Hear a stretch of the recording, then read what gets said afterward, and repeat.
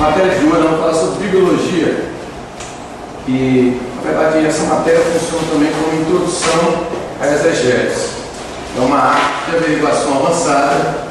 E a palavra bibliologia, infelizmente, ela é vista de uma maneira ruim, a maioria das vezes, porque as pessoas não entendem que bibliologia está além de uma descrição da Bíblia, está sobre as lógicas que compõem a Bíblia. Já está dizendo, a Bíblia, logia, a lógica. Então, é melhor dizer as lógicas da Bíblia. As lógicas da Bíblia. Porque uma pessoa que pega a Bíblia pela primeira vez e ele não se atém a uma lógica imediata do texto, ele vai achar um monte de coisa que não tem nada a ver com o contexto. Por quê? Porque as lógicas da Bíblia vão mudar um pouco do critério. Por exemplo, nós temos a lógica da geografia, uma lógica da geografia bíblica. Por exemplo, quando eu pego a história do Mar Vermelho, uma história famosa, quem nunca ouviu dizer sobre o Mar Vermelho. Só que quando você pega um mapa do Mar Vermelho, naquela região onde os judeus passaram, o povo hebreu saindo do Egito, você vai ver que tinha uma ribanceira que eles desciam, tiveram que descer uma ladeira muito grande, muito acentuada. E depois daquela ladeira muito acentuada, eles tiveram um lugar chamado Pierote, que era chamado lugar de caniço, que era uma espécie de um lamaçal, de um charco de lodo que as pessoas pesavam e grudavam ali. Então, a única maneira de passar, a palavra Pierote significa lugar de caniço, a única maneira de passar ali sem problema nenhum era passar marchando e puxando com o outro. Então, eles passavam com as mãos grudadas e depois iam passando. Quando chegava lá na frente, viu o Mar Vermelho. Então, quem imagina no primeiro momento que saiu do Egito e o mar já estava fácil acesso, e já chegou a abrir, não era bem assim. Tinha uma descida acentuada e tinha um lugar chamado Pierote, lugar de caniço, para depois vir o Mar Vermelho. Então, a geografia bíblica vai mostrar muita coisa que não era fácil de entender. Diz o texto que na última vigília da manhã, aí Deus abriu o mar. Quer dizer, passaram uma noite naquela descida, naquele Pierote, aquele contexto todo. Por exemplo, quando nós falamos sobre 40 anos no deserto, se você for fazer uma averiguação avançada, você vai encontrar 7 grandes desertos. 7 grandes desertos. Nesse material aqui, nesse vídeo aula, nós temos 7 grandes desertos que o povo passou durante aqueles 40 anos. Então eles saíram de um deserto, entrava em outro deserto. Saiu do deserto entrava em outro deserto. Então saía de Elim, Sim, Refidim, Sinai. Então nós temos uma série de desertos. Cada deserto tinha um tipo de provação, tinha um tipo de processo, um tipo de problema. Está até narrado nesse material aqui no vídeo aula do Tabernáculo. Não fala sobre os 7 desertos. Então quando a pessoa fala assim, irmão, saiu do deserto nunca mais. Não, de repente saiu do deserto e foi outro. Quanto mais se o assunto, se o contexto, o fundo for a saída do povo do Egito em direção, no caso aí, à terra prometida. Bem, nós temos outro problema aqui em Jericó, que um escritor do Novo Testamento vai dizer que Jesus estava saindo de Jericó. O outro escritor diz que Jesus estava entrando em Jericó. Quem pega os dois versículos e sai correndo e fala, achei o erro da Bíblia. E não é bem assim. Tinha Jericó antiga e a Jericó nova. Quem estava saindo de Jericó estava entrando em Jericó. Então, quando o texto fala saindo de Jericó e entrando em Jericó, a pessoa não erra. Por quê? Porque na verdade estava saindo e entrando em Jericó. Então, a geografia bíblica ela vai nos ajudar a entender essas coisas. Lá em Jeremias, nós temos um registro que fala que Babilônia ia ser um deserto. Um versículo depois, Babilônia ficaria debaixo da água. Aí acharam os dois textos e falaram, não, então está errado, a Bíblia tem erro. E na verdade acontece na enchente do Eufrates, Babilônia fica debaixo d'água durante alguns meses do ano, e de repente vai secando, e no final do ano já é um deserto. Depois vem enchente de novo, fica debaixo da água, e depois é um deserto. Quer dizer, cumpriu os dois textos, quer dizer, aquilo que parecia impossível aconteceu, e é um dado que nós vamos estudar daqui a pouco. Bem, depois de estudar geografia bíblica, por exemplo, geografia explica muita coisa. Nós temos aqui Jafé de amarelo, a descendente Jafé, ficou nesse contexto aqui, ó, nessa região do mapa. que nós crescemos com a Rússia, Ucrânia, Eslovênia, Bulgária, tem uma similaridade com a Grécia, né? Então nós temos aqui uma série de países famosos nos dias atuais e que ficou descendente de Jafé. A descendente de Cã está aqui embaixo, ó. Canaã, Put, Mizraim, Cush, e que nós conhecemos como Irã, Iraque, Síria, Arábia Saudita, Kuwait, Líbia, Etiópia, aqui embaixo, Put, que é a África. Então é muito interessante. Quando nós chegamos no grupo de 100, aí nós temos aqui a Turquia, a Síria, Iraque, que é essa região aqui, o próprio Kuwait, que os nomes antigos estão aqui e os nomes novos também estão. Então fica fácil de conhecer a população mundial dividido com base na geografia bíblica através do que? Dos 3 filhos de Noé. Então olha aqui, bem, essa própria a próxima lógica que vai trabalhar com a bibliologia ou introdução à exegese é a história, que é uma coisa. O história é outra coisa e os historiadores são outra coisa ainda. Vou dar um exemplo de cada um. Por exemplo, a história, nós temos impérios. A Bíblia é o livro que vai narrar a história do Egito, Babilônia, né? Os Medo-Persas, os Assírios, os Sírios, que hoje está em evidência que era essa guerra da Síria. Os Sírios está em evidência hoje, nos dias atuais, essa guerra, essa questão toda. Bem, mas a Bíblia vai narrar sobre essa população, inclusive da onde veio eles, está narrado na Bíblia. Então, a lógica da Bíblia é um livro que trabalha com história e bota história nisso, tanto que foi vista através de Daniel, por exemplo, aquela estátua, né? Aí você vai encontrar a Grécia, você vai encontrar o Império Romano nos dias do Novo Testamento, como é que funcionava o Império Romano. Talvez o melhor registro histórico para você ver o Império Romano atuante seria nas páginas do Novo Testamento do Evangelho. Então nós estamos aqui. Agora, quando nós falamos sobre histórico, aí nós já estamos trabalhando com outro contexto. Nós já estamos trabalhando, por exemplo, com um problema que Davi enfrentou, por causa que ele levantou um censo. Aquela história toda, deu um problemão. Tem gente que falou que Deus mandou a praga porque Davi estava. A história do censo de Davi, né, que é um problemão que as pessoas não entendem. Tem gente que fala que aquela praga veio porque Davi queria se exaltar. Outros falam que Davi queria mostrar o poder do seu reino, do seu exército. E na verdade, quando você vai para o histórico do versículo, você vai chegar até um momento em que a Bíblia vai explicar por que Deus feriu na época de Davi aquela história, aquele censo, o que estava acontecendo ali, por que o censo de Davi gerou um monte de problema. Bem, nós pegamos a Bíblia Sagrada, aqui ó, no livro do Êxodo, capítulo 30, o versículo 12, olha só, diz assim a Bíblia Sagrada, Êxodo 30, 12: quando fizeres um recenseamento dos filhos de Israel, cada um deles dará ao Senhor o resgate pela tua alma, quando os contares, para que não haja entre eles praga alguma quando arrolares. Então olha só, a lei de Moisés já dizia, pode fazer o censo que quiser, mas toda pessoa que estiver lá tem que ter um resgate, quer dizer, vai ter que ter um sacrifício por cada pessoa. Davi faz o censo e não faz sacrifício nenhum. Então, automaticamente, aí tem gente que fala, Davi se exaltou. Não, o problema não era esse Davi se exaltar. Tem uns que falam, era proibido fazer o censo. Também está errado. O texto está dizendo, quando fizeres o censo, quer dizer, está aberto para fazer quando quiser. O problema é que pode fazer, mas tem que fazer fazendo sacrifício para cada pessoa. Por quê? Porque se alguém tivesse em pecado, o sacrifício perdoaria o pecado, o sangue de algum animal perdoaria o pecado, e automaticamente não entraria na lista do povo de Deus ninguém em pecado. Porque a lista do povo de Deus é um símbolo do livro da vida. O livro da vida não entra ninguém em pecado. Então, muito legal. Está vendo? Agora o texto está lá em Êxodo 30, versículo 12. Então, o histórico, nesse caso aqui, é um problema, mas tem lá atrás um texto falando sobre aquele assunto. E os historiadores?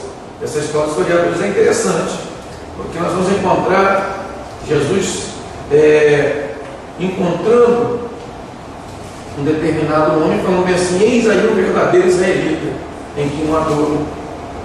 E aí nós temos um texto famoso, e diz a Bíblia Sagrada, em que ele falou bem assim para Jesus, vem cá, da onde conheces tu? Já pensou? Aí Jesus responde para ele: eu te vi antes que tu tivesse para a figueira. Bem, e ele caiu de joelho e falou: tu é o Cristo de Deus vivo. Eu disse: vem cá, só porque eu te disse que eu te vi para a figueira, que eu disse que eu sou o Cristo de Deus vivo, a partir de agora tu vai ver os anjos subindo e descendo sobre o Filho do Homem. Bem, qual é o problema dessa história? A história é simples.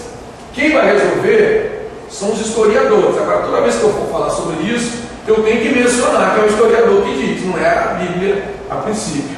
São os historiadores que vão dizer sobre o texto bíblico. O texto bíblico fecha aqui. Aí o que nós temos aqui no historiador? O historiador diz que quando essa história do Filipe e Natanael, quando o menino era pequeno, está no capítulo 1 do livro de João. Bem, quando o menino era a criancinha, pequenininho, diz que a ordem era matar as crianças. Jesus era recém-nascido e a ordem era matar todas as crianças de 2 anos para baixo. Então o que a mãe desse menino fez? Escondeu ele debaixo da figueira para ele não ser morto, fazer mais crianças, e falou: olha, meu filho, nós temos um segredo entre mãe e filho. O historiador dizendo: a história é simples. Se descobrir que você estava vivo naquela época, vão achar que tu é o Messias. Então você não pode dizer: eu te escondi debaixo da figueira. Os soldados mataram todas as crianças, você ficou escondido debaixo da figueira. As folhas, muitas folhas. Então, e agora? Agora você não pode contar para ninguém. É um segredo meu entre mãe e filho. Quando ele se aproxima de Jesus, Jesus fala: eis o verdadeiro israelita. Onde me conhece? Eu te conheço antes, ou quando tu tivesse, antes que estivesse debaixo da figueira. Então ele lembrou, ele caiu de joelho, mas o Cristo de Deus vivo. Então o historiador agora não pode dizer que está escrito na Bíblia. O historiador vai dizer, explicando que estava no contexto da Bíblia. Então o historiador explica muita coisa. Vamos mais uma lógica. Nós temos aqui uma série de livros agora. Quando eu falo sobre lógica da bibliologia, lógica da Bíblia, por exemplo, esse livro aqui é famoso, é o Champlin, que é uma enciclopédia famosa que explica a Bíblia versículo por versículo. Então, quando alguém fala bem assim, esse negócio de Bíblia é coisa de quem não estuda bem, nós temos enciclopédias e mais enciclopédias, livros e mais livros, bibliotecas inteiras com livros falando sobre a Bíblia. Então, inclusive, teve uma questão no Senado, que eles queriam jogar dentro das escolas algumas religiões do candomblé. E aí, simplesmente, um dos senadores falou assim: não, o candomblé não tem nada, não tem registro histórico nenhum, não tem tradição escrita nenhuma, e o Evangelho já tem, porque nós temos livros, está narrando sobre os impérios, está narrando sobre idiomas, sobre povos, sobre culturas, sobre épocas. Então, se fosse para colocar ensino religioso com base em alguma religião, teria que ser a religião da Bíblia, e nunca uma religião. Então vamos fazer o seguinte: vamos ficar livres de todas as religiões, mas não pode firmar em cima do Espiritismo, porque não tem tradição escrita praticamente nenhuma. Então olha que legal. Então nós temos a arqueologia também, a serviço da Bíblia, uma outra lógica. Eu trouxe aqui para vocês, houve um debate sobre o gigante da Golias, e nós temos aqui registro de gigantes, nada melhor do que o esqueleto do gigante. Vocês estão vendo aqui em proporção, dá para ver. Bem, esse aqui é um símbolo, é uma brincadeira que fizeram na internet, e é muito legal. Quer dizer, Moisés transporte, quer dizer, se fosse hoje em dia estaria soltando para passar uma multidão no meio do Mar Vermelho, mas registro historiador, nós temos uma série de contextos. A arqueologia hoje está comprovando a Bíblia. Muitos dos arqueólogos que antigamente eram contra, hoje são a favor, inclusive lançaram um livro famoso, né? E a Bíblia tinha razão, né? E a Bíblia tinha razão, que um homem que era ateu começou a estudar arqueologia, e na medida que ele foi achando a comprovação dos textos, ele lançou um livro, né? Se converteu e disse, o livro diz assim: e a Bíblia tinha razão, no contexto da arqueologia. Bem, linguagem. Quando uma pessoa vai estudar a Bíblia, ele tem que conhecer pelo menos um pouco de linguagem da época, a linguagem do povo. Lá em Israel, quando alguém falava assim: põe tua casa em ordem, significa distribui tua herança. Então, quando o profeta Isaías chega até o rei Ezequias e fala: põe tua casa em ordem, porque certamente morrerás, alguns falam: se conserva o pecado, põe tua casa em ordem, parece que é pecado. Não, distribui tua herança. Tanto que ele chora, fala: não deixou descendência nenhuma. E aí Deus dá-lhe 15 anos a mais, e ele tem um menino chamado Manassés. Mas por que ele faz uma oração dizendo eu não tenho filhos? Porque uma profecia que na época, no capítulo 5 de Miqueias, que diz que tu, Belém Efrata, posto entre as pequenas, de ti sairá um líder, um guia, né? Que os dias são desde os dias antigos, desde os dias da eternidade. Quer dizer, o Ezequias, ele cresceu sabendo que da sua descendência, dos seus filhos, dos seus netos, da sua geração, ia nascer o rei com base na tribo de Judá. E ele estava morrendo agora sem ter filhos. Então ele lembrou do profeta Miqueias, capítulo 5, versículo 2, ele lembrou do profeta Miqueias, e quando o texto dizendo, põe tua casa em ordem, ele disse, eu não tenho filhos. Então é muito legal, quer dizer, então quando a gente lê a primeira vez, põe tua casa em ordem, parece que tem um significado. Quando a gente estuda um pouquinho de linguagem, nós vamos entender que não é bem assim. Por exemplo, cingir os lombos. Cingir os lombos tem um significado, a princípio, perigoso. Na verdade, cingir os lombos é o que nós precisamos colocar o cinto. Então, Paulo vai usar isso aí em Efésios, cingir os lombos com a verdade, quer dizer, colocar a verdade no meu dia a dia, no meu caminhar. Então, Paulo está dizendo, eu tenho que conhecer a verdade, não é só para ter um conhecimento além. Eu tenho que ter a verdade para colocar no cingido dos lombos, quer dizer, colocar no meu dia a dia. Então, a linguagem, a Bíblia é o livro das linguagens. Depois eu vou voltar à linguagem, para falar um pouco de grego e de hebraico, né, um pouquinho também de aramaico, que são os idiomas iniciais da Bíblia. Bem, nós temos a Bíblia também em forma poética, né? O salmista, quando ele peca, ele fala assim, hoje de noite eu faço nadar a minha cama em lágrimas. Bem, é verdade que ele está chorando, mas ele chega a nadar na cama com as lágrimas. É uma linguagem poética, né? A Bíblia está cheia dessas questões, né? O salmista, ele fala bem assim, olha, os que estão nos oceanos, de repente as ondas vêm, levam lá no alto, depois desce, leva ao abismo, e eles começam cambaleando o lugar onde se esvai toda a sabedoria. Quer dizer, tudo que eles estudaram não adiantou nada. Aí então clamaram, o Senhor nos levou até o ponto. Quer dizer, o Salmo vai dizer isso aqui. Então nós temos o Salmo 6, né? E nós temos um outro Salmo dizendo sobre essa questão da faz na minha cama. Acontece, por exemplo, que diz a Bíblia que à tarde Jesus foi orar e falou para o discípulo, passai para outra margem. E a Bíblia diz que eles estavam nos barquinhos e remaram. E diz o texto sagrado que o vento era contrário, não saía do lugar, eles remavam, o vento trazia. Eles remavam, o vento trazia. E aí aconteceu um problema muito sério, porque diz o texto que na quarta vigília da noite vem Jesus andando sobre as águas. Bem, na quarta vigília da noite, a princípio, é um período que está entre 3:30 da manhã até 5 da manhã. Então, se Jesus está orando no final da tarde, aproximadamente 4 da tarde, Jesus começa a orar, e ele desce para o monte e atravessa, andando sobre as águas, na quarta vigília da noite, dá para ver que Jesus estava orando aproximadamente 12 horas. Né?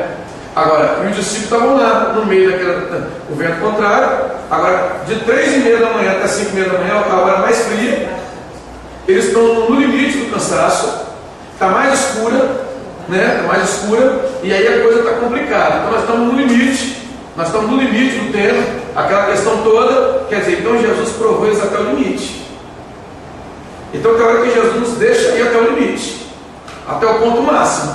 E aí eu tenho que estar pronto para conseguir vencer esse limite. Bem, fuso horário, tem aqui também o horário judaico e o horário romano. Às vezes uma Bíblia está reconhecendo o horário, por exemplo, quando você estuda Mateus foi escrito para judeus.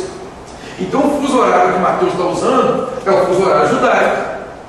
Agora, quando você está falando, por exemplo, com base em Lucas, que ele era um grego, e o mundo de Lucas era um mundo ligado a Roma, ele está usando o horário romano. Aí às vezes alguém fala, achei o erro da Bíblia, um diz que era tal hora, outro diz que era tal hora, e é o mesmo acontecimento aí. Um está no fuso horário judaico e o outro está no fuso horário romano. Então é importante eu conhecer um pouco do fuso horário, também a lógica da Bíblia. Bem, uma matéria que eu gosto muito, todo mundo que vai estudar a Bíblia tem que aprender um pouco de cronograma ou de cronologia. Bem, a princípio esse aqui é o Cronos. O que nós temos aqui? Daniel na cova dos leões. O jovem Daniel, bem, já não era jovem mais, porque na época era o rei Dario, né? Dario que era um merda, né? Então é muito importante entender que ele tinha acabado 70 anos de cativeiro babilônico. O rei na época já era um rei Medo-Persa, e não era o primeiro rei foi Ciro. Então, automaticamente, Daniel chegou na Babilônia com 16, 17 anos aproximadamente. Depois de 70 anos, ele estava com o quê? 86, 87? Não era o primeiro imperador, daí, então, aproximadamente 90 anos Daniel está na cova dos leões. Então, eu não posso pregar que o jovem Daniel estava na cova dos leões. O cronograma, o cronos, a cronologia explica isso. Né? Esse moço aqui, nós temos a história do Gênesis, uma história interessante. E o Gênesis, por incrível que pareça, ele vai trazer uma genealogia.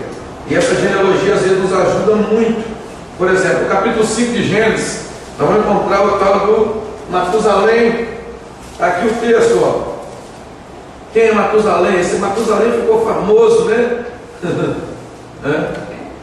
Capítulo 5, versículo 27 de Gênesis. Foram todos os dias de Matusalém 969 anos que morreu. O homem que mais viveu, mais viveu na história do Gênesis, está aqui na história de Matusalém, capítulo 5, versículo 27 de Gênesis. Bem, mas o nome desse camarada significa: quando este morrer, isto acontecerá. Bem, se você perguntar para você mesmo, quem foi então o pai de Matusalém?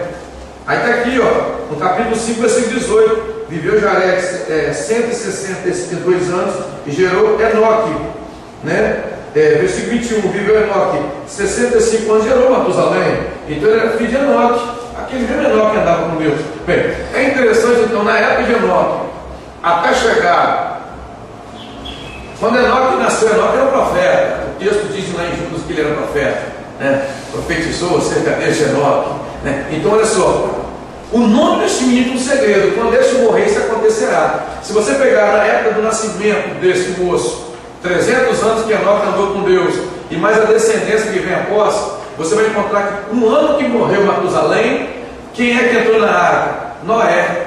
Noé entra na arca, começa o dilúvio. Então, quando este morreu, Matusalém, isso acontecerá, isso do que? O dilúvio. Então você pega a soma da idade dele e você acha na cronologia um segredo escondido. Mais uma, leitura temática. O que é leitura temática?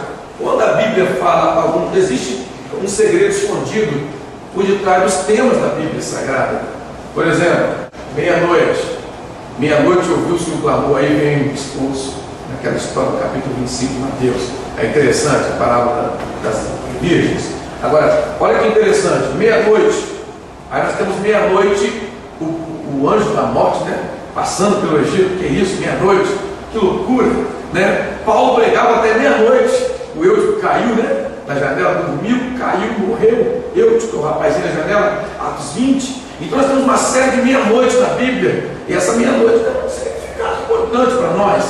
Significado importante. Perto da meia-noite, Paulo e Silas cantavam e oravam. Então nós temos uma mensagem temática trazendo uma série de contexto em cima da meia-noite.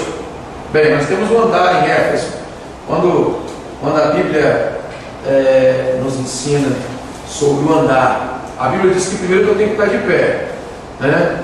Eu tenho que estar de pé, mas a Bíblia não manda eu ficar de pé parado, manda eu andar. Então nós temos um livro da Bíblia Sagrada que vai narrar como andar, que é a cidade de Éfeso, e o livro que nós conhecemos como o livro de Efésios.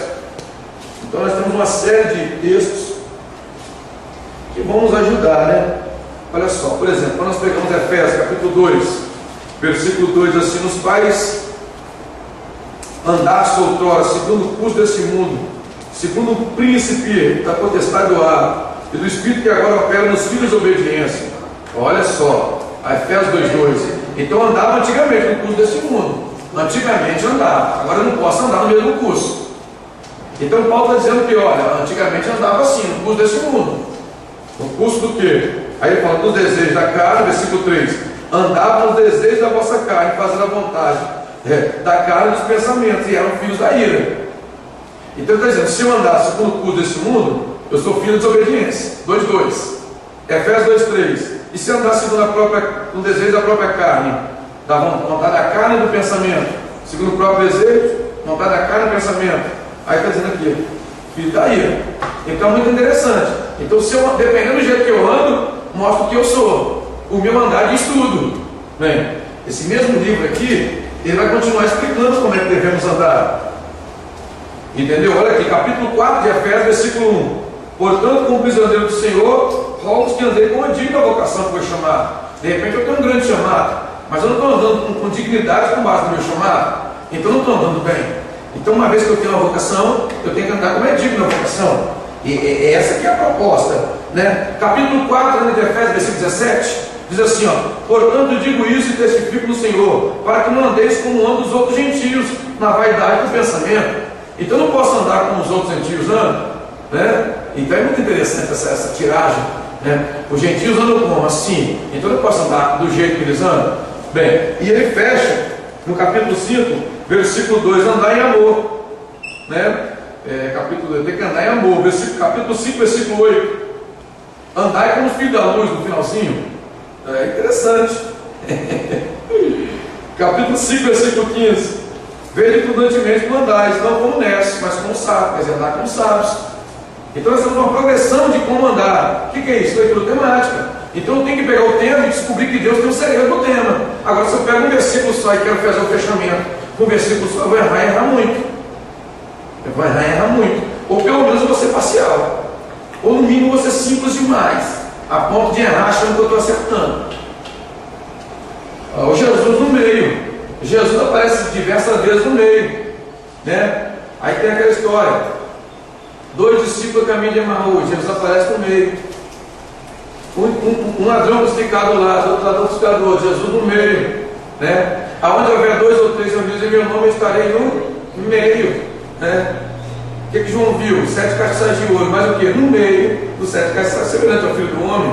Então Jesus faz questão de estar no meio. Quando você pega a visita que Jesus fez a uma família, em João 12, a família estava colocando Jesus no meio, sendo as atenções de Jesus. Lázaro se inclinava à mesa, Marta servia Jesus e Maria estava aos pés de Cristo. Então Jesus estava no meio, sendo as atenções.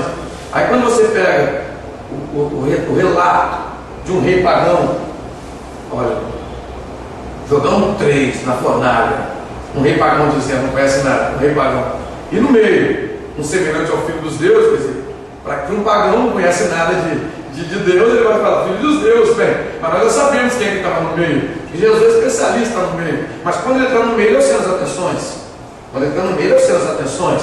Bem, aí nós temos aqui tema, né, a verdadeira evolução.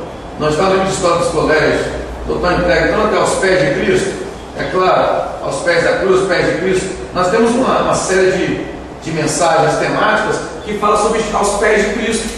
Por exemplo, um homem, aquele ex-endemoniado de Gadara, quando ele foi liberto, ele apareceu aos pés de Cristo. Mas louvado aos seus como mundo maravilha o Senhor fez. Aí ele foi lá e impactou Decápolis, ele impactou 10 cidades para Deus, mas saindo aos pés de Cristo. Jairo foi aos pés de Cristo, recebeu um milagre na casa dele, a filha de Jairo, que eu citou, né? Aos pés de Cristo. Bem, Marta falou, Senhor, se o Senhor estivesse aqui, meu irmão teria morrido. Maria vai aos pés e fala a mesma coisa. Jesus foi lá e resolveu o negócio. Então, aos pés de Cristo tem resposta. Aos pés de Cristo, agora tem que estar aos pés. O segredo está aos pés de Cristo. Aquela mulher que nós conhecemos, a mulher do fluxo sanguíneo, ela coloca todas as suas forças e toca nas mãos da vez de Jesus. Jesus para, quem me tocou? Quem me tocou? Um evangelista narra o detalhe. E quando voltou, Jesus viu que ela estava aos seus pés. Então, primeira cena, ela tocou nas mãos da vez de Jesus. Segunda cena, ela ficou aos pés de Jesus. Você sabe o que Jesus falou quando viu aos seus pés? Filha, vai em paz. Jesus parece que ele esquece por um minuto que ele é filho de Deus e ele assume o Pai da eternidade que Isaías falou. E ele fala, filha, vai em paz. Olha que legal, é muito legal isso. Então um tema fala muita coisa. Agora nós temos essa história de pesos e medidas, né? Aí eu tenho que estudar a Bíblia sabendo que existe uma história por detrás da história através de pesos e medidas. Por exemplo, quando nós temos a história da parábola do talento, ninguém tinha menos que um talento. É claro que um tinha 5, o outro tinha 2 e o outro tinha 1, mas ninguém teve menos que 1. Então, no mínimo que quem aceitou Jesus recebe é um talento. No mínimo, ninguém aqui tem menos de um talento. Então é interessante que tem que ter um talento no mínimo. Agora, quando nós estudamos sobre o que é um talento, Bem, na aula de grego eu expliquei uma vez, mostrei no original, um talento corresponde pelo menos a 17 anos, no caso for um talento de ouro, medida forte, um talento corresponde a 17 anos de um funcionário, de um trabalhador, pagado dia a dia. 17 anos, então, se eu tenho um talento, corresponde a 17 anos de um trabalhador. Eu estou crente na igreja, não vale nada, não. Vai ser, no mínimo, 17 anos pago, dia por dia, de um trabalhador. Então, Jesus valoriza muito. E no mínimo quem tem um talento. Agora é claro que quem teve 5, granjeou mais 5, Deus falou: servo bom e fiel sobre o pouco, fosse fiel, sobre muitos colocarei. O que tinha 2, granjeou mais 2, servo bom e fiel sobre o pouco, fosse fiel, sobre muitos colocarei. E o que tinha 1, cheio de medo, olha o problema aí, o medo, atemorizado, escondia o seu talento. O medo consegue fazer muita gente entender o talento. Medo de quê? Medo de acreditar, medo de se dedicar, medo de investir. O medo é um perigo. Bem, então nós temos aqui, eu coloquei a Nova Jerusalém, por quê? Porque no texto do Apocalipse, nós temos um registro, nós temos um registro aí do Apocalipse falando sobre a cidade, a Nova Jerusalém. Para vocês terem uma ideia, João, quando vai falar dessa cidade, ele faz questão de mostrar qual era a medida. O capítulo 21 de Apocalipse, versículo 16, fala que a medida da cidade eram 12.000 estádios ao quadrado. Aí você pega o tamanho do estádio, você pega, multiplica por 12.000, multiplica ao quadrado, e aí você vai encontrar 78 vezes o tamanho dessa terra, mais uns quebrados, que daria mais ou menos o tamanho do estado de Sergipe.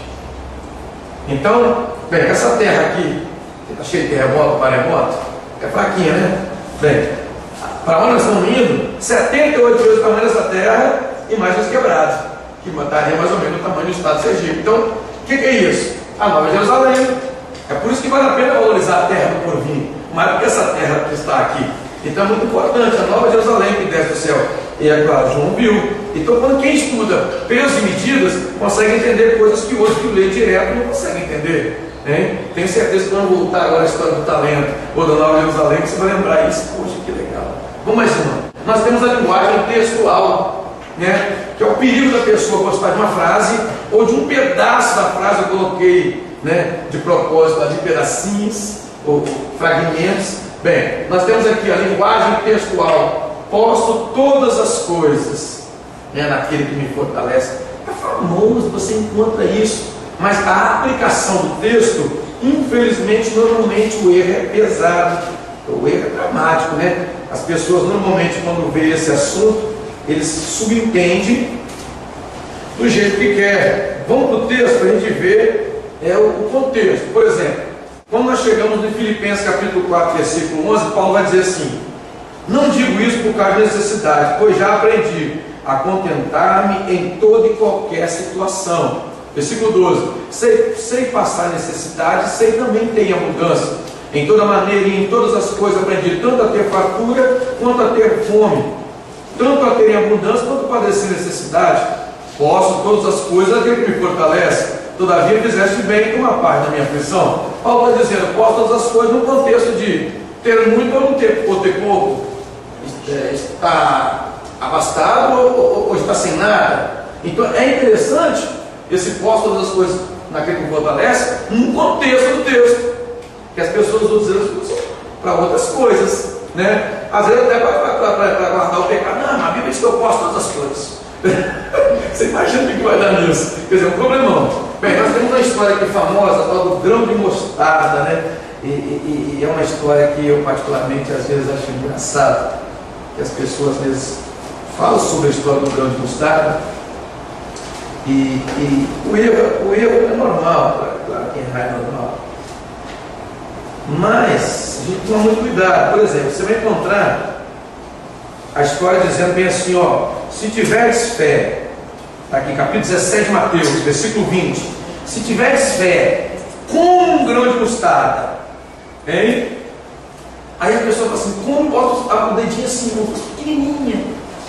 Mas será que a Bíblia está dizendo pequenininha? Olha só, Mateus 17, eu vou ler o versículo para você ver, versículo 20. E Jesus lhe respondeu, por causa da vossa pequena fé: em verdade vos digo, se tiveres fé, como, a palavra como tem significado, como um grão de mostarda, direis a esse monte: passa daqui para colar, e esse passará, e não serás impossível. Bem, do tamanho do grão de mostarda é uma coisa, como um grão de mostarda é outra. O mesmo livro de Mateus, o mesmo Jesus vai explicar essa história. Por exemplo, quando nós chegamos algumas coisas atrás, capítulo 13 de Mateus, Jesus vai falar sobre o grão de mostarda. Olha o que Jesus fala. Mateus 13, versículo 31 e 32, diz assim, ó: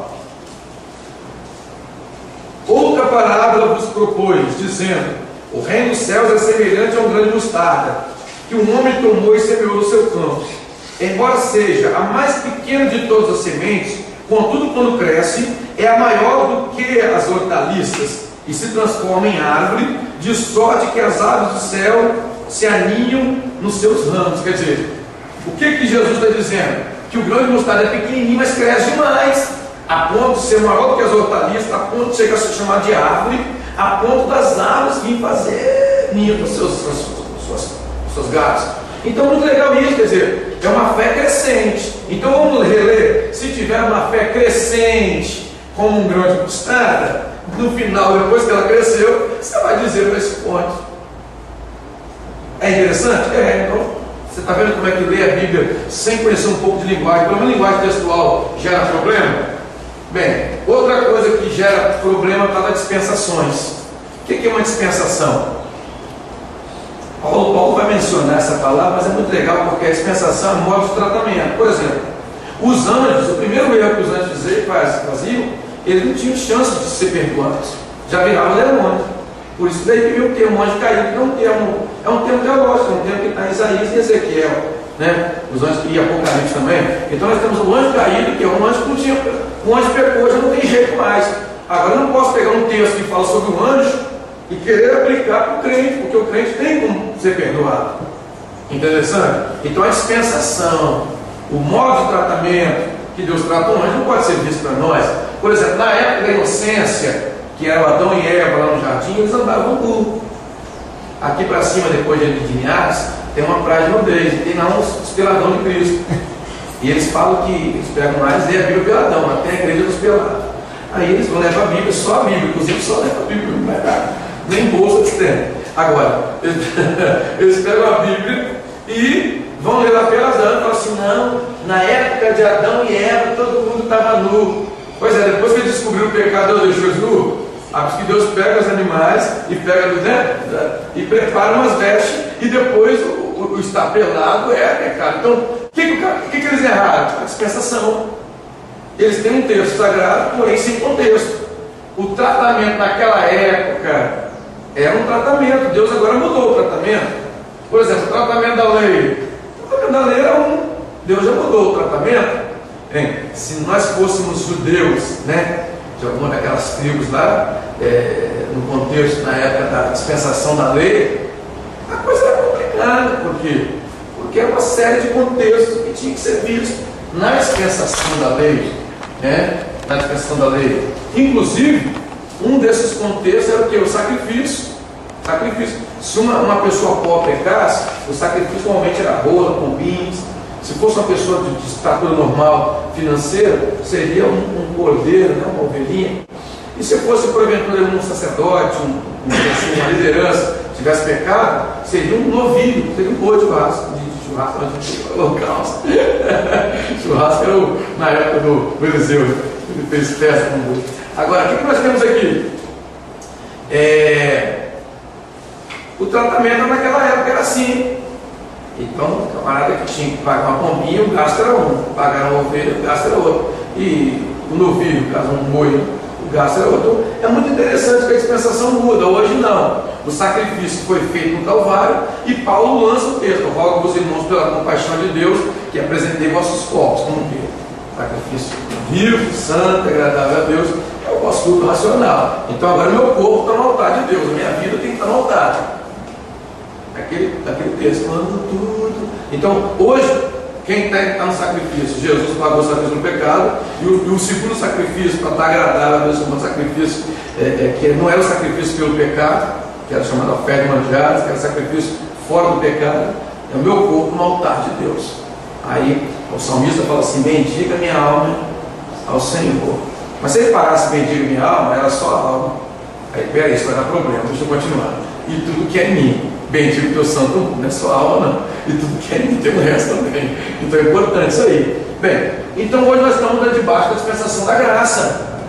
Agora, tem pessoas que acham que a graça não tem que fazer nada. A graça hoje tem 3 regrinhas que, para mim conseguir vencer pela graça, eu tenho 3 regras. Qual a primeira regra? Tudo que Jesus disse é chamada lei de Cristo.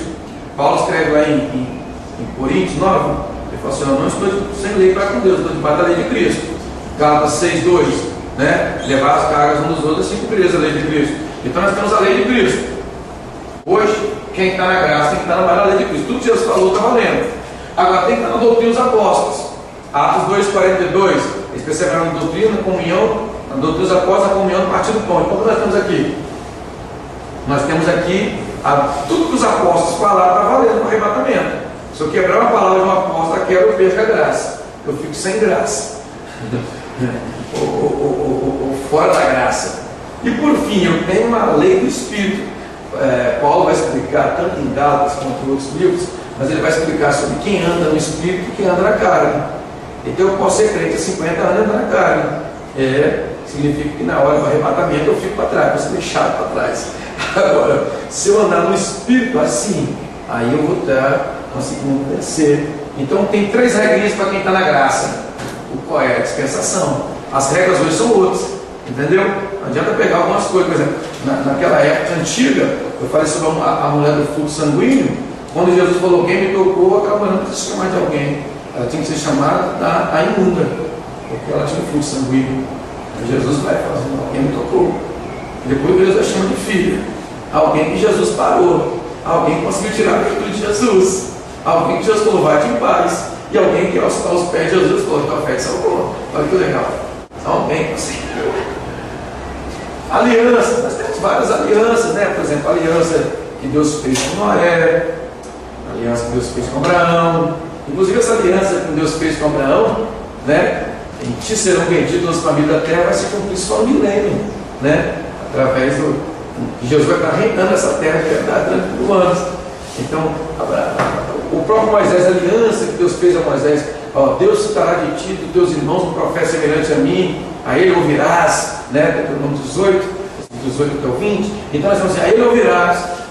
Então é muito legal, quer dizer, aí Jesus está lá na transfiguração, esse é a voz do céu dizendo: este é o meu filho amado, quem me compraz, a ele ouvirás. Então é engraçado que você pega recortar Deuteronômio 18 e Mateus 17, você vai contar a mesma frase: a ele ouvirás aqui, porque aparece em visão de um lado Elias, de um lado Moisés, e eu imagino o discípulo: quem que eu vou ouvir? Os profetas, a lei de Moisés? Mas sabe o que eu vou ouvir? Eu vou ouvir, quem eu vou ouvir? Aí vem a voz: esse é meu filho amado, quem me compraz, a ele ouvirás. Bem, eu coloquei aqui a aliança de Melquisedeque. Por quê? Porque a aliança de Melquisedeque é a aliança que mais tem a ver conosco. Porque a aliança que Deus fez na época com Melquisedeque, através de Melquisedeque e Abraão, né? Melquisedeque, foi uma aliança com pão e vinho. Aí Jesus chega e aparece com uma aliança também de pão e vinho. Então nós vamos para a Santa Ceia, para a Ceia do Senhor, nós vamos encontrar o quê? O pão, simbolizando o corpo de Cristo, e o vinho, né? Que é o fruto da vide, que Jesus explica depois que tipo de vinho que é o vinho de pé inchado, é o fruto da vide, que seria o suco da uva. E é muito interessante. Mas é o que? Da onde que saiu essa história das alianças do Melquisedeque? Ela saiu daquela história do Melquisedeque. Então eu quero ler um texto aqui para vocês, para nós. Olha aqui, Gênesis capítulo 14, versículo 18. Então Melquisedeque, rei de Salém, trouxe pão e vinho. A palavra Salém significa justiça e paz.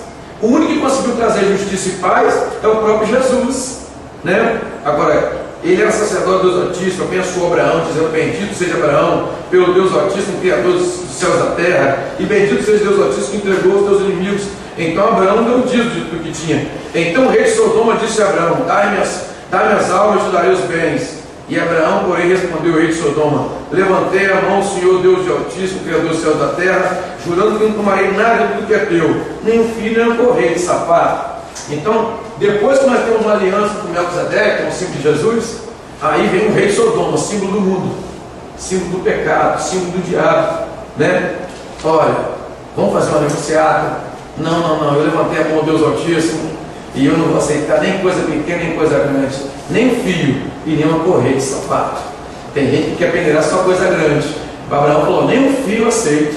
É coisa pequena, um fio, uma correia de sapato, nem é isso. O que foi de Sodoma eu não quero nada. Porque quem conhece a história de Melquisedeque sabe que é justiça e paz. Engraçado que na época tem pessoas que falam, é impossível ser fiel, igual quem vai pregar a história de Ló, Sodoma e Gomorra.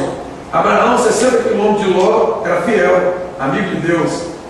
Melquisedeque, 60 quilômetros também de Sodoma e Gomorra, era fiel. Inclusive ele foi tentado, Abraão foi tentado pelo rei de Sodoma. Então quando a pessoa fala, irmão, Ló, estava difícil, né? Porque Ló é difícil resistir bem. Nós temos registro na Bíblia suficiente para dar para resistir à tentação do mundo, o pecado e o diabo. Legislação, tem que conhecer a legislação. Por exemplo, nós temos a história da mulher adúltera. Aí trouxeram a mulher que foi pega em adultério para Jesus. Já trouxeram com a pedra na mão.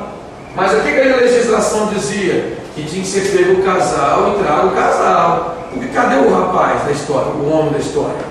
Só trouxeram a moça que estava em adultério.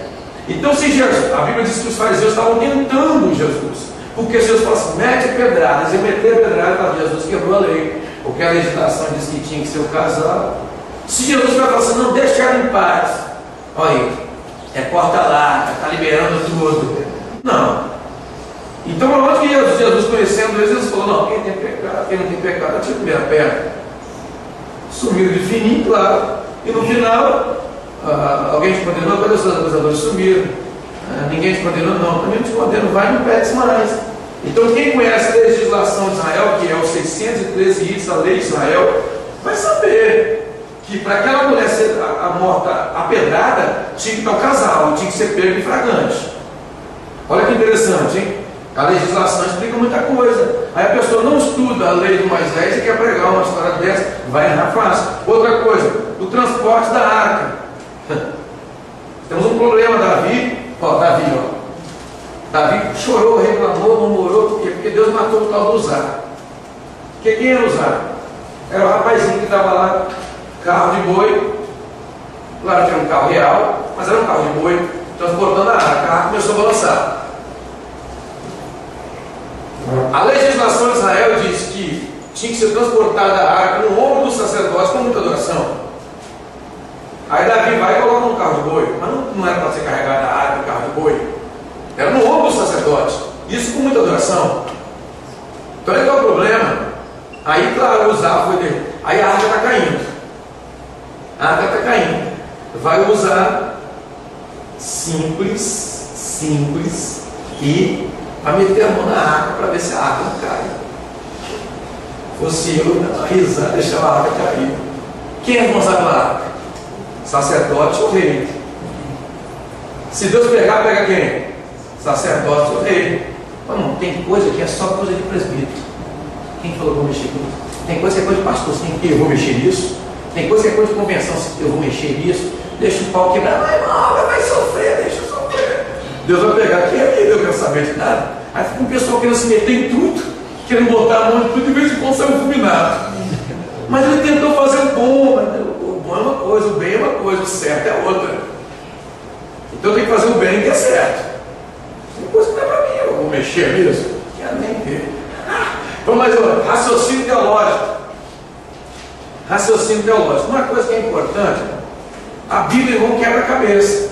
Vocês vão ver que aqui no nosso material de exegese, até a arte foi um quebra-cabeça. Eu tenho que juntar um texto com outro, com um contexto, para me montar uma verdade. Né? A exegese é a arte, a averiguação avançada. Como é que eu vou saber para conhecer a verdade do texto? Está aqui na exegese. Agora, é claro que, por exemplo, quando você chega em Apocalipse, no capítulo 2, na primeira promessa para a igreja é o quê? Ao que vencer, daria de comer o quê? Quem lembra? 2,7. Olha que coisa mais linda. Ao que vencer, daria de comer da árvore da vida que está no paraíso. Então a igreja vai para o paraíso. Quando está escrito? Apocalipse 2,7. A igreja vai para onde? Paraíso. Lá em 2 Coríntios 12, 2 e 4, vai dizer que o paraíso é no terceiro céu. Conheço o homem levado ao terceiro céu, um pouco do corpo, não sei Deus, lá no paraíso. Então, para onde a igreja vai? Terceiro céu, primeiro céu, céu das nuvens, segundo céu, céu das estrelas, terceiro céu, onde está o trono do Deus Todo-Poderoso, é o paraíso. Então nós temos aqui, ó, a Nova Jerusalém, hein? Também, ela desce do céu e está no céu. João viu. Novo céu e nova terra vai estar aqui, ó. Deus vai, quando acabar a tribulação, essa terra vai estar praticamente destruída. Então Deus vai implantar novo céu e nova terra, né? Uma terça parte das estrelas cair, então problema no céu. Essa terra também praticamente destruída, problema na terra. Então Jesus chegar e não vai reinar 1000 anos na terra toda arrebentada, toda destruída, com as pragas, com as trombetas, taças, né? E seus, não. O que ele vai fazer? Novo céu e nova terra. Então a igreja vai estar reinando com Jesus aqui na terra, mas vai ser essa, vai ser melhor que essa, semelhante a do Éden. Nós vamos estar indo para a Nova Jerusalém e vamos estar indo para o paraíso também. Raciocínio teológico, explica os três. Então, se eu falar, irmão, quais são os 3 estágios da igreja? Nós vamos ter isso aqui, estágio. Paraíso, Nova Jerusalém e nova terra, reinando. É claro que novo céu e nova terra também tem a ver. Então, raciocínio teológico. As perguntas aparecem em bibliologia. Quem escreveu a Bíblia? Eu gostei desse contexto aqui, que mostra o nome de vários. Tem Mateus, tem Lucas, tem Daniel, tem Ezequiel, tem Abraão, tem o nome dos homens que aparecem na Bíblia, e mulheres também, né? Eliezer. Quem escreveu a Bíblia? Na verdade, olha só, nós temos mais de 40 autores, a maioria deles se conheciam em lugares diferentes, a maioria deles, em épocas diferentes, e escreveram a mesma coisa. A Bíblia é o livro que se auto-encaixa. Inclusive tem uma regra da hermenêutica que fala que a Bíblia se auto-explica. Então, como é que eu vou saber que a Bíblia é a palavra de Deus? Porque eu vou escrito de uma pessoa só? Não. Cerca de 40 pessoas aproximadamente, e que a maioria deles conheciam, de épocas diferentes, né? Culturas diferentes, a maioria deles, e, bem, a maioria deles conheciam, e disseram literalmente a mesma coisa. Então, foi o Espírito Santo que influenciou esses homens a escrever. Bem, a Bíblia no seu original não tem erro nenhum. Você pode encontrar algum vacilo na tradução, mas no original não aparece erro. Então, quem escreveu a Bíblia? Uma pergunta boa. Período cerca de 1500 anos. Tá? Intervalo. As fronteiras da Bíblia. O que é a fronteira da Bíblia, gente? É muito interessante que às vezes as pessoas erram com o texto na mão. Normalmente, o errar sem o texto é uma coisa, agora errar com o texto é outra coisa totalmente diferente, né? Por exemplo, o texto de Efésios capítulo 4, está aqui, ó, 4:26. Irai-vos e não pequeis. Outra tradução está, ireis e não pequeis, e não se põe o sol sobre a sua ira. Outra tradução, não deixe o sol se pôr sobre a sua ira. 4:26 de Efésios. A ira vem, o que eu faço? Seguro ela, não posso pecar. Segurei, engoli seco, contei até 50, orei, né? Pedi misericórdia a Deus, fechei o olho, saí correndo, sei lá, ireis não pequeis. Mas eu fico com aquele sentimento. Aí a Bíblia diz, não deixe só se pôr sobre sua ira. Então eu tenho que tomar cuidado com isso. Entendeu? Eu tenho que tomar cuidado com isso. Então a ira vem, eu seguro, não posso pecar. Vencer a primeira batalha, mas tem uma segunda. Chega aqui no coração. É claro que hoje o mercado da fé fala que é para supervalorizar. Alguém te tratou mal, fez alguma coisa, você vai esperar que Deus vai te honrar, Deus vai te mostrar, Deus vai te... Isso é conversa, isso aí é o melô do rancor, do ressentimento, a raiz de amargura. Isso é perigoso. Quem fica com ressentimento, raiz de amargura, diz o texto que nem no céu vai. Ninguém vos prive, né, da graça de Deus, nenhuma raiz de amargura brotando. A raiz de amargura não pode tirar da graça de Deus, porque se eu perco a graça, eu perco o céu. Então esse negócio de ficar esperando Deus, não, essa conversa fiada, entendeu? Isso é perigoso, essa mensagem cantou ruimzinho, mas deixei isso para lá. Outro texto, tem um contratinho que tolera Jezabel, Apocalipse. Nós temos aí a história da igreja tira. Então não pode tolerar Jezabel. Mas lá em Romano está dizendo que eu tenho que ter tolerância com o fraco na fé. E eu tenho que saber onde está a fronteira. O que é ser fraco na fé e o que é ser caído na fé. O que é ter tolerância do fraco na fé? O que é o camarada que é fraco na fé? Fraco na fé não consegue jejuar, não consegue orar, está faltando tudo. Não está em pecado, entrega não. O caído na fé é aquele que está em pecado. Às vezes eu tenho um ano que pega uma pessoa cheia de pecado, volta lá no carnaval. Tadinha, fraco na fé, não, caído na fé. Já é caído na fé, não é tirando querendo amassar o pé. Então eu tenho que saber onde está a fronteira. Agora eu não posso pegar um fraco na fé, porque está sem jejuar, está sem orar, está sem ler a Bíblia, e falar que ele está caído na fé também, é outra coisa. Então eu tenho que saber até onde está a fronteira. Mas eu tenho que saber que as fronteiras da Bíblia é um assunto interessante. Tem tolerância da fé em Romanos 14, e tem um outro tipo de tolerância de Isabel em Apocalipse, né? Já tira, capítulo 2. Sombras e tipos. Sombras e tipos da Bíblia. Toda vez que eu leio a Bíblia, eu tenho que aprender que a Bíblia tem uma mensagem figurada, uma mensagem em sombras, uma mensagem em tipos. A águia, símbolo legal da igreja, que vai morar no céu. Isaías 40:31, os que esperam no Senhor renovarão suas forças, subirão com asas, com águia, bonito, fantástico, a águia. Agora eu tenho que estudar o que é ser uma águia, para me saber se eu sou a igreja em sombras e tipos. Porque de repente eu tenho característica de abutre, mas eu não posso ter característica de águia. Então isso é importante. Isso é importante. Então, sombras e tipos da igreja. A águia, o que a águia faz? A águia veio de longe, difícil um passarinheiro pegar uma águia porque ela voa alto, ela consegue ver de longe. Então alguém que tem uma visão privilegiada espiritualmente falando, você tem todo um aparato para isso.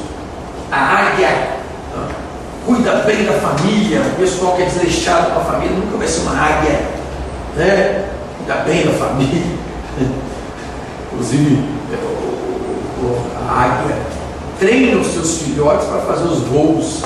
Aí tem um sistema todo de treinamento fantástico, todo um sistema, né? As asas da águia, inclusive Deus fala que nos perfeitos as asas da águia, solta lá em cima até a águiazinha começar a aprender a voar, deixa caindo. Só que ela dá um voo rasante, pega ele, tem que se espatifar, ela pega ele. Aí a Bíblia diz que o Senhor nos trouxe na asa da águia. É importante. Agora é importante entender que a águia ela consegue enxergar bem, mas tem um momento na vida da águia que ela fica meio que cega. Aí ela não consegue caçar bem. Olha que interessante. Algumas bactérias vão nos olhos da águia. O que ela faz? Ela fica piando em cima de um monte, pios de lamentação, pios tristes. E ela espera o sol forte, um dia ensolarado. E ela fica lá 5 meses sem sair dali, só piando com pios de lamentação. Quando ela vê que o sol nasceu aquele dia ensolarado, ela espera no seu meio-dia, sua força máxima, ela dá um voo rasante e ela sobe. E ela vai em direção ao sol. E ela é a única ave no mundo que consegue olhar para o sol sem ficar vislumbrada. E ela vai subindo o mais próximo que ela consegue. Ela vai saindo dessa nuvem e vai atravessando, olhando para o sol. As bactérias morrem queimadas. E ela volta para aquele mesmo monte, agora piando com alegria, porque ela voltou. Então assim, olhando para o sol. Quando nós chegamos lá aqui, Jesus, o sol da justiça, olhando para Jesus, não tem nada que nos atrapalhe a visão. A águia é um símbolo, né? É um símbolo. Nós temos também o símbolo da noiva. Esse material aqui que chegou, inclusive, Cantar Salomão, que é o meu trabalho ilustrado, sombras e tipos da igreja. Em Cantar Salomão, uma das sombras está a igreja como a noiva. Como a noiva.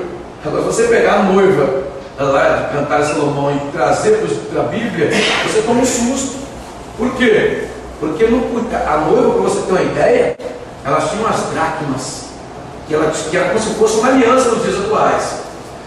O rapaz pagasse o dote, aquela noiva estava com compromisso para casar. Se ela não andasse com as dracmas, ou se ela perdesse as dracmas, ela estava dizendo para o noivo: pode desfazer o contrato de casamento, porque eu não tenho interesse em casar com você. Então, quando a Bíblia fala que a dracma ficou perdida, aquela mulher varreu até achar, acendeu o candeeiro. Por quê? Porque simplesmente, se ela não achasse, ela perderia o casamento.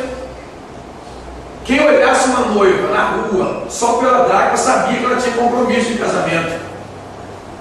Então, uma vez que a dracma ficava na sua roupa, ficava nas suas, junto com ela, e todo mundo via, aí nós temos a mensagem: a dracma perdida na casa, que tem os perdidos lá fora, a ovelha perdida e o filho perdido, que é o filho pródigo, estão perdidos lá fora. Agora a dracma perdida está perdida na igreja, dentro das casas.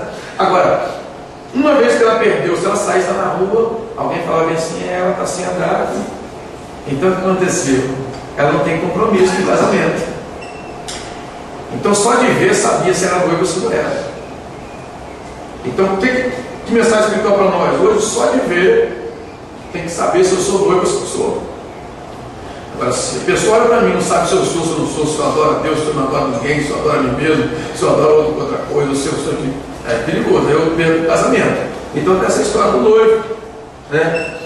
É interessante. Era importante também que o noivo ele fazia o quê? Ele fechava o noivado e falava: eu vou lá preparar tudo. Na hora certa eu venho buscar a noiva. Então é interessante que a noiva tinha que estar preparada esperando o noivo. Aí nós temos aquela história das loucas, das prudentes. Ainda que as loucas, o pessoal fala mal delas, mas tem gente que nem louca era, porque elas estavam esperando o noivo. Tem gente que está esperando Jesus mais. A gente está esperando mais a Copa do Mundo, a nova novela, o novo seriado, do que Jesus. Quer dizer, o pessoal nem noiva é, nem louca é, né? Vale a pena dizer que elas estavam lá vestidas de noiva. Jesus conta uma história sobre aquele que foi achado no casamento real, e o Senhor chegou e falou: vem cá, como é que você entrou aqui sem vestes nupciais? Elas pelo menos tinham vestes nupciais, né? Você vê que elas estavam com azeite apagando. Nossas lâmpadas se apagam. Quando chega lá no interior, quando a lâmpada se apagando, ela está acendendo e apagando. Nossas lâmpadas se apagam. Quer dizer, é o pessoal que pega fogo de vez em quando, mas ainda pega de vez em quando. É louca, mas ainda pega de vez em quando. Então o pessoal que nem de vez em quando pega fogo. Quando a lâmpada se apaga, significa, o pavio que fumega, Isaías escreveu, né?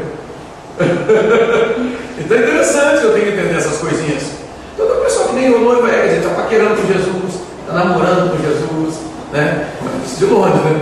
Jesus é tão bom, mas tem compromisso com ele, não escondi. Quer dizer, o pessoal que nem louco agora, claro que vai para o céu são mais prudentes. Vamos lá? Mensagens substitutivas e figurativas. Então, para me estudar a Bíblia, eu tenho que entender que existe uma lógica chamada mensagens substitutivas. Por exemplo, Abraão, ele tinha que, lá no altar dele, o altar de Abraão, ele não podia levar o cordeiro. Quem ia para o altar de Abraão ia ser o quê? O Isaac, seu filho. Aquela prova, provou o Senhor Abraão, capítulo 22 de Gênesis. Tem o que nós temos aqui? Quando Deus fala, não faça isso, não faça tal, que ele não mata o Isaac, a Bíblia diz que apareceu um cordeiro. Aquele cordeiro que apareceu no altar de Abraão é um símbolo de Jesus, na mensagem substitutiva, né? Na mensagem substitutiva. Agora, o Isaac vira um símbolo de Jesus, e quando ele vai conseguir uma esposa, a Rebeca também é um símbolo da igreja. O que a Rebeca tinha que a igreja tem que ter para ser uma mensagem figurativa ou substitutiva? Nós temos esse relato no capítulo 24 de Gênesis, que é um relato fantástico, poderoso. A Rebeca, ela tem um significado que eu acho muito legal, que o texto está dizendo bem assim, capítulo 24, versículo 16: formosa vista, virgem que um homem havia conhecido, desceu a fonte, encheu um canto e subiu. Quer dizer, a Rebeca aparece com um cântaro cheio. Então o que eu tenho que ter para ser Rebeca? Cântaro cheio. Ela desceu a fonte, quer dizer, a gente consegue se humilhar, desceu e encheu o cântaro.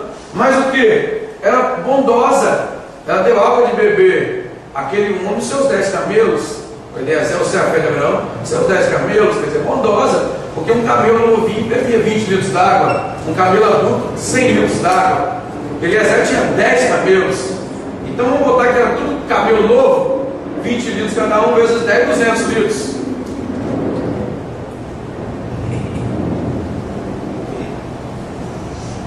Por exemplo, se fosse um camelo adulto, 100 litros d'água, 10 camelos, 1000 litros d'água, a pessoa pegando no cântaro, descendo a fonte.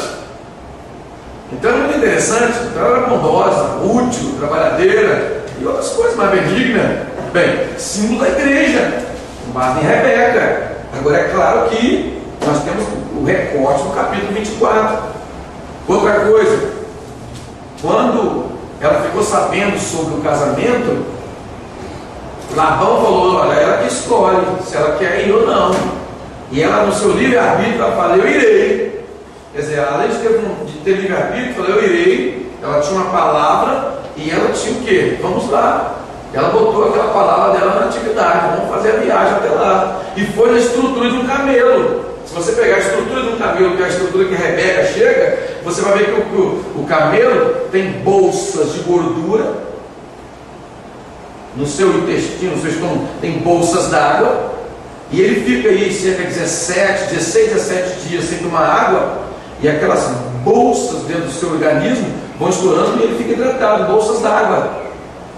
E à medida que ele fica sem comer, a gordura dele, o óleo, a gordura vai diminuindo, aquelas bolsas das cores, e simplesmente ele está pronto.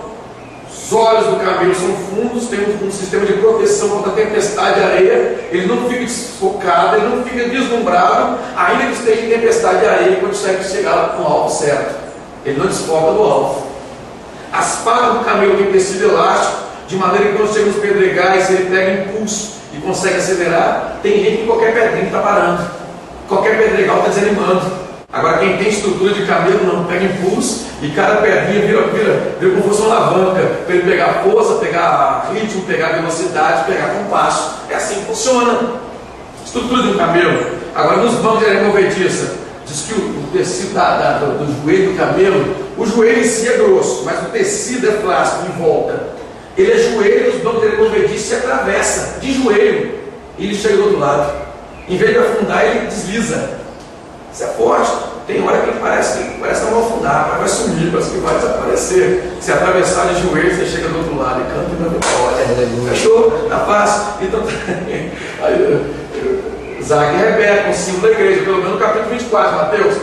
Bem, nós temos o cordeiro no altar de Moriá, que é o símbolo de Jesus, que é o cordeiro de Deus que tira o pecado do mundo. Jesus é várias vezes dito como um cordeiro. É claro que tem hora que o cordeiro é pouco, tem hora que ele não quer ser o cordeiro, quer ser o leão. Tem hora que ele não quer ser filho, quer ser pai da eternidade. Tem hora que ele não quer ser o príncipe da paz, ele quer ser o rei dos reis. Então tem hora que muda. Tem hora que ele não quer estar em cima de jumentinho, não. Tem hora que ele aparece, pelo menos no capítulo 19 de Apocalipse, ele aparece escrito sobre um cavalo branco, escrito sobre sua roupa, rei dos reis, senhor dos senhores. Então é diferente. Então a matéria é essa. Mensagens substitutivas. Isso é importante. Bem, quando nós chegamos no grego, aqui nós temos as mensagens do grego. Por exemplo, essa matéria aqui eu até estou reproduzindo do material que chegou para nós novo. Bem, esse material aqui, significado simples dos originais, eu peguei um texto que está até aqui gravado. Esse material semana passada, a aula de grego. Esse material aqui é histórico do grego, é um material avançadíssimo de histórico do grego. Nós temos aqui uma aula com muito segredo histórico do grego. E vai falar sobre essa matéria aqui. Por exemplo, significados simples originais. Simão significa famoso. Pedro significa pedra pequena. João 1,42. Então André apresentou Simão a Jesus. Jesus olhou bem para Simão e disse: você é Simão, filho de João. Você vai se chamar Cefas, significa Pedro, pedra. Quer dizer, Jesus não precisava de um famoso, um Simão. Jesus precisava de uma pedra pequena, né? Então nós temos aqui. Bem, os originais, nós temos o Antigo Testamento em hebraico, que é parecido com isso aqui. O hebraico, letras escritas, são lidas de trás para frente. Está vendo aqui? Lidas assim, né? No caso aqui, o capítulo 1 de Gênesis, Bereshit, Bará, Elohim, Et, Hashamayim, Veet, Haaretz. Então nós temos aqui o texto do hebraico, Nós temos o hebraico, o Antigo Testamento todo foi em hebraico, que é essa escrita aqui, inclusive nesse curso aqui que ensina também o hebraico, a matéria também no bacharel de teologia, e é importante estudar o hebraico. Quando eu não conheço o hebraico, eu estou meio que sem conhecer bem o Antigo Testamento inteiro, os 39 livros. O grego já é esse aqui, por exemplo, isso aqui é João 1:1. Em arque, em hologos, kai hologos, em proskotion, kai teos, em hologos, uts, em arque, proskotion. Então é o texto de João. Então no grego, no Novo Testamento todo. Agora nós temos o avançado dos originais, que é o significado avançado, não o significado fácil. É diferente do simples. Tem gente que fica preso no simples como se resolvesse. Nós temos, além do simples, temos o avançado. Por exemplo, Levi, quando a Bíblia diz que Jesus encontra com Mateus, ele não chama de Mateus, chama de Levi. Mas Mateus fez questão de ser chamado de Mateus, e toda vez que ele escreve, ele chama de Mateus, ele não chama de Mateus, ele chama de Levi. Por quê? Levi, a variação hebraico significa ligado. Levi unido a tomar emprestado, emprestar, levar, emprestar para. Quer dizer, o nome Levi significa alguém que é ligado ou unido a empréstimo. Ou ele pede emprestado, ou faz alguém emprestar, ou ele empresta. Quer dizer, ligado ao materialismo. O nome dele está sentido muito fraquinho e até meio ruimzinho. Agora, quando você vai para o Mateus mesmo, a variação está aqui, que é o Machaion ou Machaion. Dentro da Grécia fala Machaion, na academia Machaion. Então nós temos aqui a variação, significa presente do Senhor, melhorou. A variação verbal, Macone, significa o quê? Lutar, combatentes armados, daqueles que se empenham numa luta ombro a ombro. Quer dizer, não, eu estou ombro a ombro na luta com Jesus. Bonito, bonito. Daqueles que se envolvem numa guerra de palavras. Quer dizer, não, eu vou vencer, eu vou disputar, eu vou vencer a guerra, mas com as palavras de Jesus. Tanto que ele registra as palavras de Jesus, né? E por fim, daqueles que brigam na lei, com propriedade e privilégio. Quer dizer, ó, eu estou aqui na lei, mas na lei de Cristo. Quer dizer, ele valoriza a lei. De quem vem do judaísmo, que é uma carta escrita para os judeus, do judaísmo, eu estou na lei de Cristo, ele está valorizando tudo que Jesus falou. Você vai encontrar lá no livro de Mateus, ouviste que foi dito pelos antigos, eu porém nesses dias, quer dizer, a narração de Mateus que Jesus disse, sim, Jesus. O histórico do grego e do hebraico. Bem, essa história do grego é importante. Tem esse material também do grego acadêmico arcaico, né? Acadêmico arcaico, que é outra videoaula só de grego, que fala sobre o grego acadêmico e arcaico. Aqui nós vamos encontrar uma série de segredos. Aqui tem uma matéria específica sobre o amor. Sobre o amor, uma variação do histórico do grego. Tem 7 palavras para amor. 4 delas é ruim. Quando a gente fala sobre amor, parece que todo amor é bom, né? Vocês vão estudar um original do grego com variação no histórico, com base nos originais, que de 7 palavras que significam amor, 4 delas é ruim, tem um mau sentido, e 3 delas tem que estar na minha vida para ir para o céu. É muito interessante. A gente fala assim, eu quero ter o dom do amor. Amor não é dom, amor é mandamento. Dom eu posso ter e posso não ter, eu vou para o céu. Agora, está valendo o mandamento, quanto mais do Novo Testamento, está valendo para o céu. Bem, a história do grego, a palavra aqui, ó. Paulo vai morrendo, finalzinho da vida dele, ele fala assim, ó, o tempo da minha partida. Ele usa o termo partida, ele usa o tempo da minha morte, ele usa partida. Por que ele usa o termo partida? A palavra, ó, analíceos, a palavra descreve a ação de desprender o animal do jugo de um carro, de uma árvore. Quer dizer, esse corpo aqui é um jugo, enquanto eu estou aqui é possível que eu peque. Aquele que está de pé, porque que não cai. Então, a hora que eu morrer, vou estar solto desse corpo. E ele pode tentar me jogar para o lado errado. 2, significa deixar soltos laços ou cadeias. Que é claro que não é os laços também das cadeias que eles estavam que estavam na masmorra. Também era o corpo. 3, afrouxar as amarras de uma tenda. No caso, para quem vai levantar o acampamento e vai para o seu lado definitivo. Paulo está dizendo, ó, quando eu estiver morrendo, eu estou largando essa barraca, esse acampamento, essa tenda de acampamento, e eu estou levantando o acampamento, eu estou indo para o meu lado, para a minha casa definitivo, meu lado definitivo, que é o céu de glória. Soltar as amarras do barco, e havia sentido como um barco deixava o porto rumo às águas profundas, e é claro, em direção ao porto desejado. Então Paulo está dizendo, olha, eu estou soltando esse barquinho, está indo embora, que é a minha vida, meu corpo está sendo solto, e eu vou para o porto, eu vou passar em águas profundas, e eu vou para o meu porto desejado, no caso é o céu de glória. Então foi muito interessante quando ele usou a palavra partida, que no grego era céu. Quer dizer, onde que aparece isso? Histórico. Tem a variação verbal, a Mara fala, você tem fé? Tenho. Eu acredito em Deus. Tem gente que não pode ir do boteco, agora você fala, você crê em Deus? Creio. Crê na Bíblia? Creio. Crê no Pai? Creio. Crê no Filho? Creio. Crê no Espírito? Mas não larga do boteco, não larga do copo. O que acontece? É porque ele tem a mesma fé que o diabo tem. A Bíblia diz que o diabo crê e estremece, mas não se acerta. No caso dele, tem jeito de se acertar mais, que você não vai fazer nada. Mas, bem, então significa que não é qualquer fé que leva para o céu. Então nós vamos falar um pouquinho sobre tipos de fé. Por exemplo, eu trouxe aqui 10 tipos de fé na variação verbal. Por exemplo, existe a fé pistei ou piste, significa persuasão firme.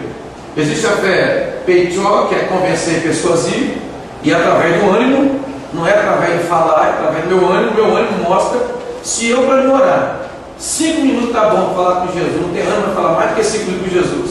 E lá no celular eu falo 2 horas com meu amigo, meu filho está me vendo no telefone e fala assim, rapaz, conversar com os amigos é melhor do que ou conversar com o Criador do céu e da terra.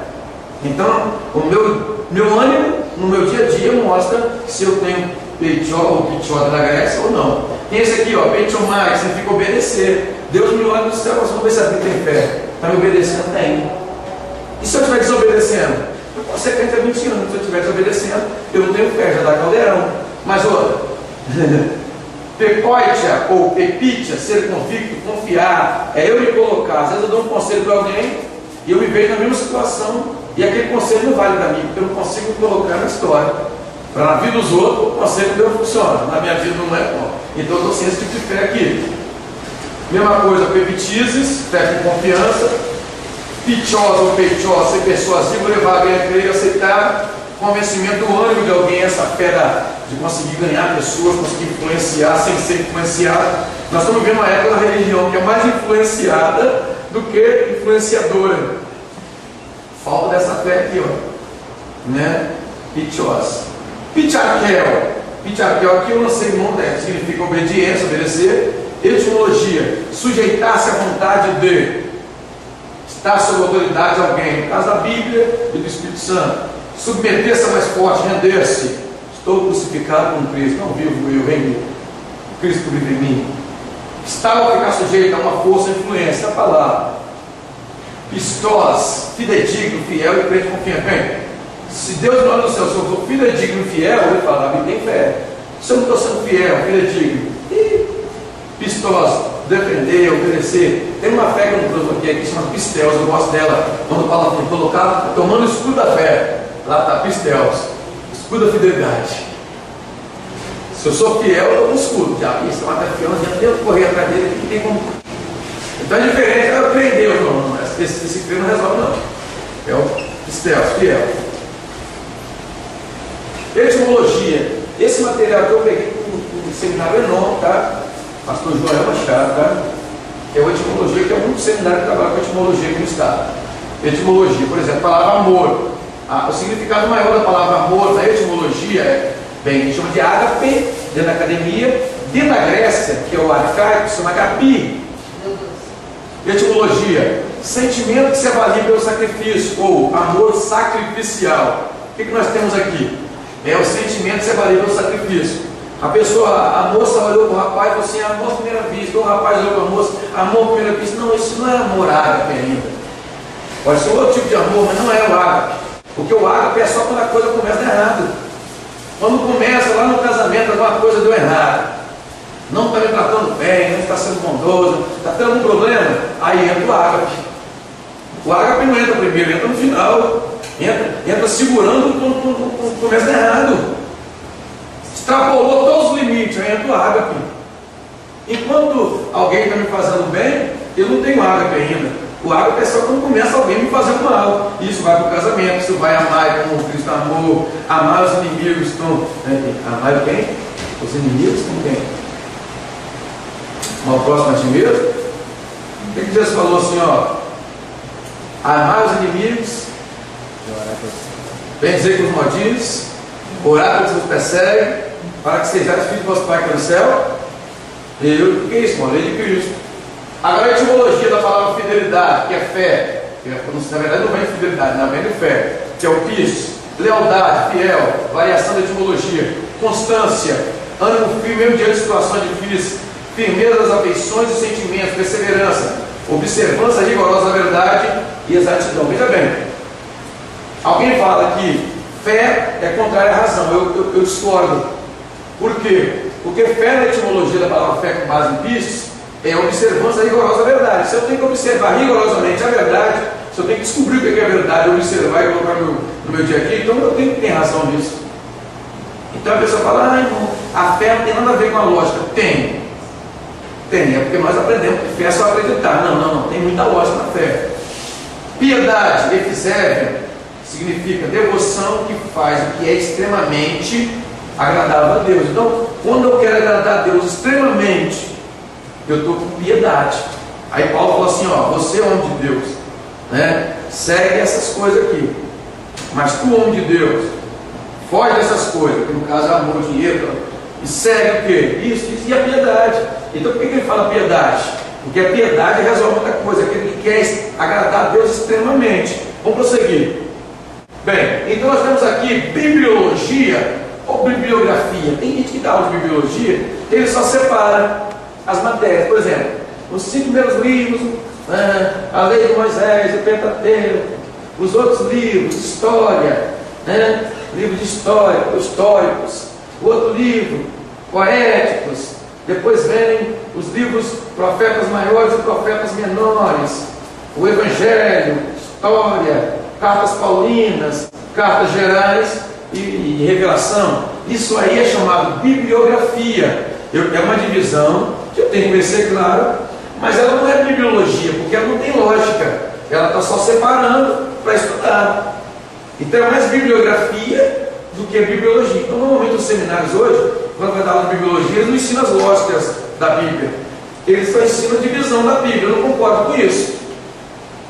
Então acho que bibliologia são as lógicas da Bíblia. Bibliografia não, é divisão gráfica. Quando eu vou dar aula de bibliologia e dou aula de bibliografia, significa que eu não estou sendo idôneo para dar aula de bibliologia.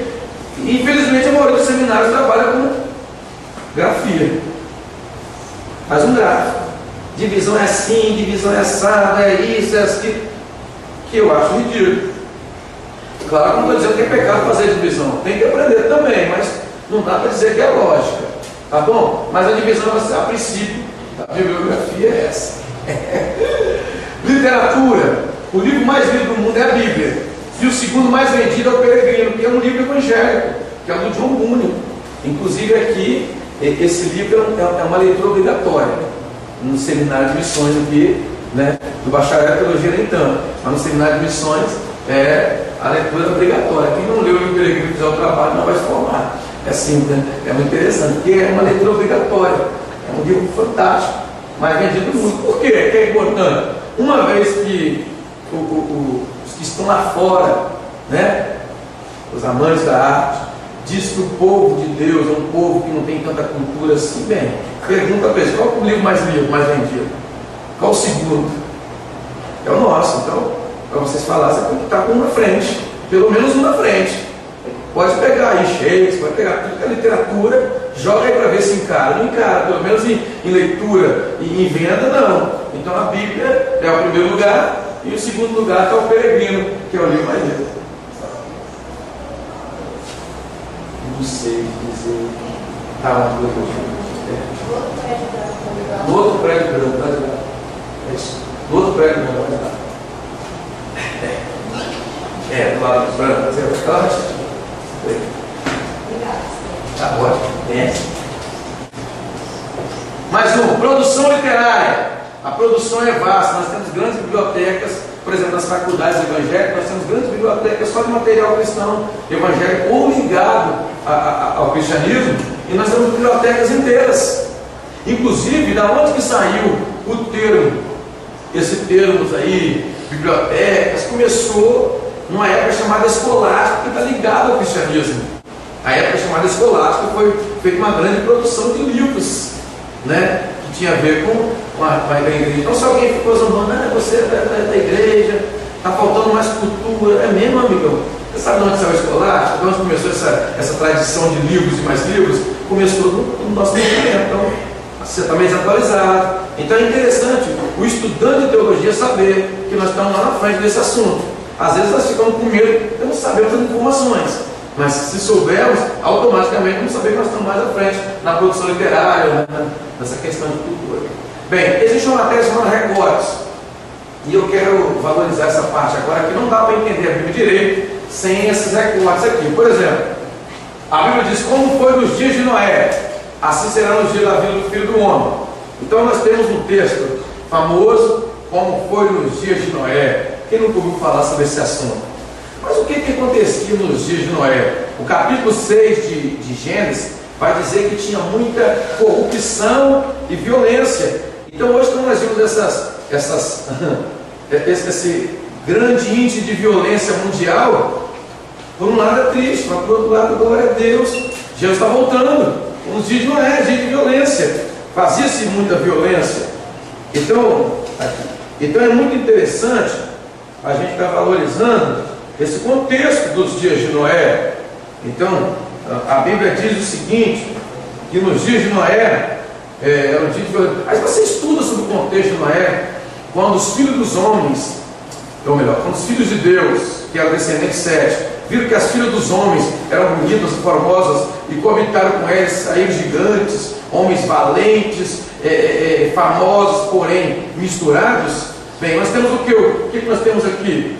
Os dias de Noé. Então, quando começamos essa mistura entre o santo e o profano, entre o que é certo e o que é errado, aquele texto que está em Isaías 5:20, né? O que é doce ele chama de amargo, o amargo ele chama de que é doce, o que é bom ele fala que é mal, o que é mal fala que é bom, o que é bem. Bem, o que nós temos aqui? A inversão de valores é um símbolo da volta de Cristo, como foi nos dias de Noé, né?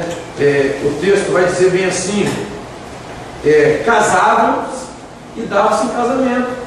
O que é casar e dar em casamento? O camarada está casado, aí ele descasa e se dá em casamento com outra pessoa, senão ela volta a Cristo. É como nos dias de Noé. Então saiu no jornal de ontem que cada dia tem 70 divórcios hoje aqui. 70 divórcios por dia, de hoje. 70 divórcios por dia, por causa de quê? Porque é assim mesmo, casava-se e dava-se em casamento. Isso é sinal da volta de Cristo. Eu fico muito triste, por outro eu fico muito alegre, você está voltando. Agora é claro que eu não posso ser na estatística de quem fica, né? Não posso ir nesse caminho. Abraão, pai na fé, veja bem, ele virou Abraão depois que Deus mudou o nome dele. Até ele virar Abraão, ele era o quê? Abrão, pai das alturas. Quando ele virou Abraão, pai de uma multidão, está no capítulo 17. Porque como pai das alturas, ele não é muito exemplo não, porque ele desceu o Egito, contou meias verdades, entendeu? Abraão fez muitos erros, muitos vacilos. Então, ele virou pai da fé depois que Deus trocou o nome dele. Não é assim? E eu tenho que entender essas coisas, porque senão eu jogo tudo no liquidificador. E eu tenho que ter, a gente chama de dobradiça da Bíblia. O que é dobradiça? Dobradiça é até onde essa história vai, né? Um dia Deus chegou para Pedro e falou assim: Pedro, na semana da crucificação, Pedro, quando você se converter, confia com teus irmãos. Eu tinha andado 3 anos e meio com Jesus. Na semana da crucificação, ele falou: Pedro, quando você se converter? Então eu pego Pedro como exemplo depois do Pentecostes, ou pelo menos depois que o galo cantou. Antes Pedro não tinha tanto exemplo para dar, mas ele não havia, antes Pedro andou sobre as águas. Tem gente que anda até sobre as águas, mas ele não está convertido ainda. Milagre é uma coisa, salvação é outra, né? Eu tenho que entender que Deus tem hora que opera em mim, tem hora que Deus opera por mim, tem hora que Deus opera através de mim, e tem hora que Deus opera apesar de mim. Eu tenho que entender isso, né? Então, para ter recorte, tem que recortar. Não tem onde vai o recorte. Nomenclatura teológica.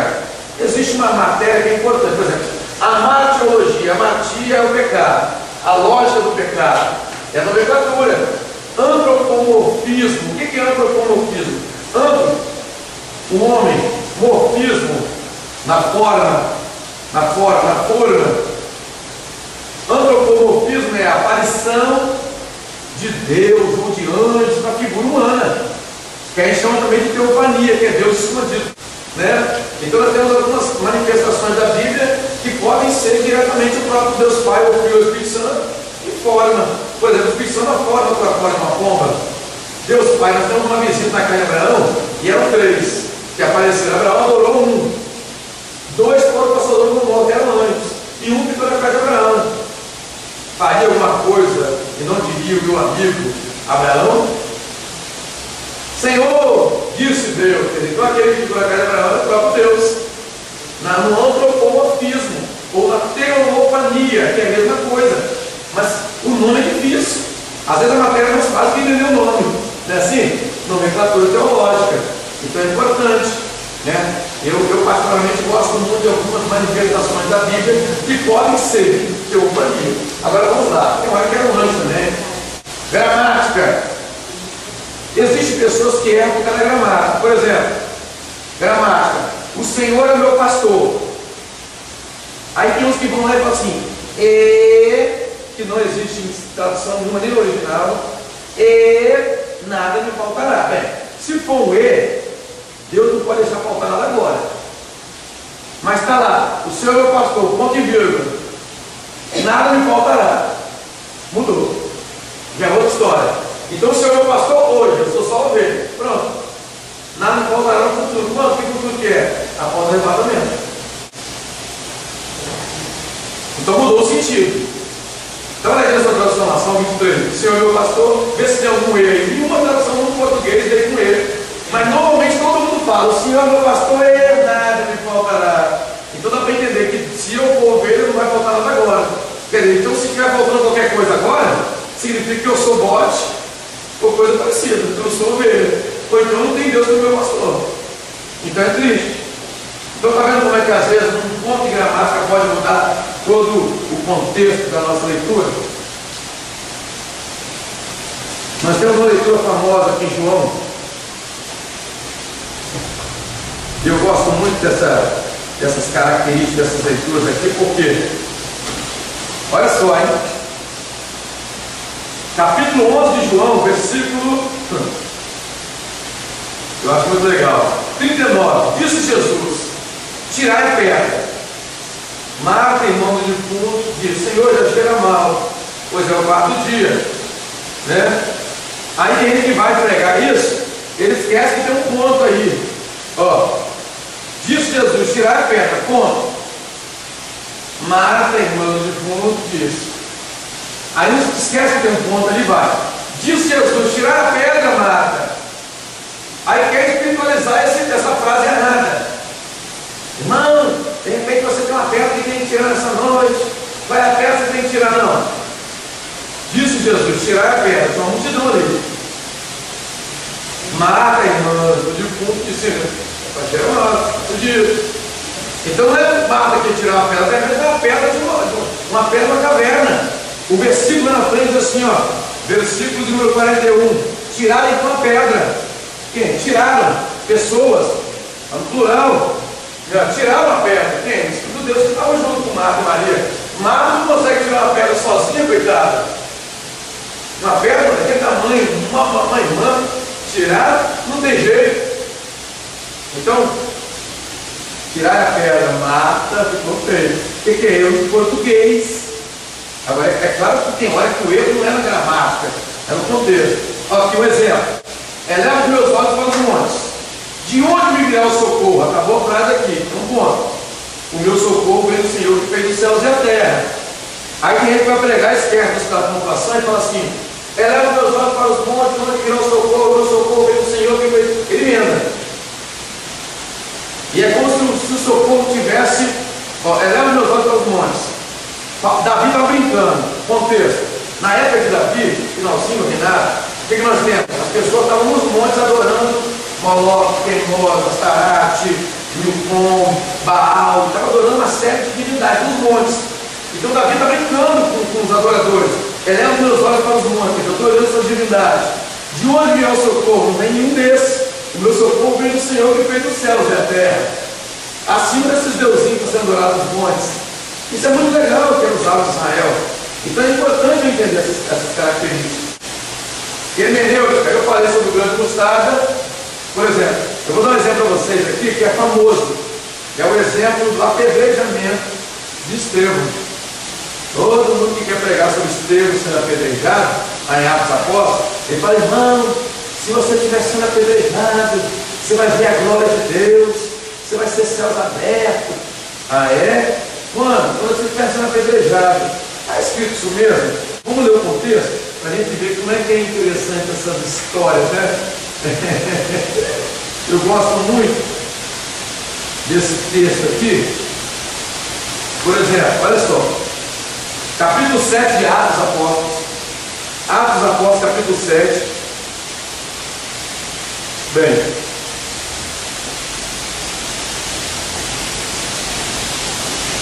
versículo 54. Ouvindo eles isso, enfureciam os seus corações e rangiam os dentes contra ele. Mas ele, cheio do Espírito Santo, fixando os olhos no céu, viu a glória de Deus e Jesus à direita de Deus. E disse: olha, eis que vejo os céus abertos, o Filho do Homem está em pé à direita de Deus. E eles gritaram com grande voz, taparam os ouvidos, se levantaram unânimes contra ele, expulsando a cidade, o apedrejaram. Então Estevão viu os céus abertos e Jesus à direita, à destra do Pai, antes de apedrejado. Expulsaram ele depois, e depois que expulsaram para fora da cidade, é que apedrejaram ele. Então, se eu falar que ele está sendo apedrejado, está vendo os céus abertos, eu errei o texto. O que é isso? É hermenêutica, é ler o contexto. Você tem que ler o contexto. E são assuntos aí que as pessoas às vezes erram sem precisar errar, porque o assunto não precisava de tanto. É muito interessante a gente tomar um certo cuidado com essas características pequenas. Por exemplo, um texto famoso, um tema famoso, está aqui. A letra mata. Olha, irmão, cuidado com estudar a Bíblia, porque a letra mata, viu? É triste você ouvir isso. Aí, a primeira coisa que você deve perguntar à pessoa que fala isso: a letra mata. Onde está escrito isso? Normalmente eles não vão saber.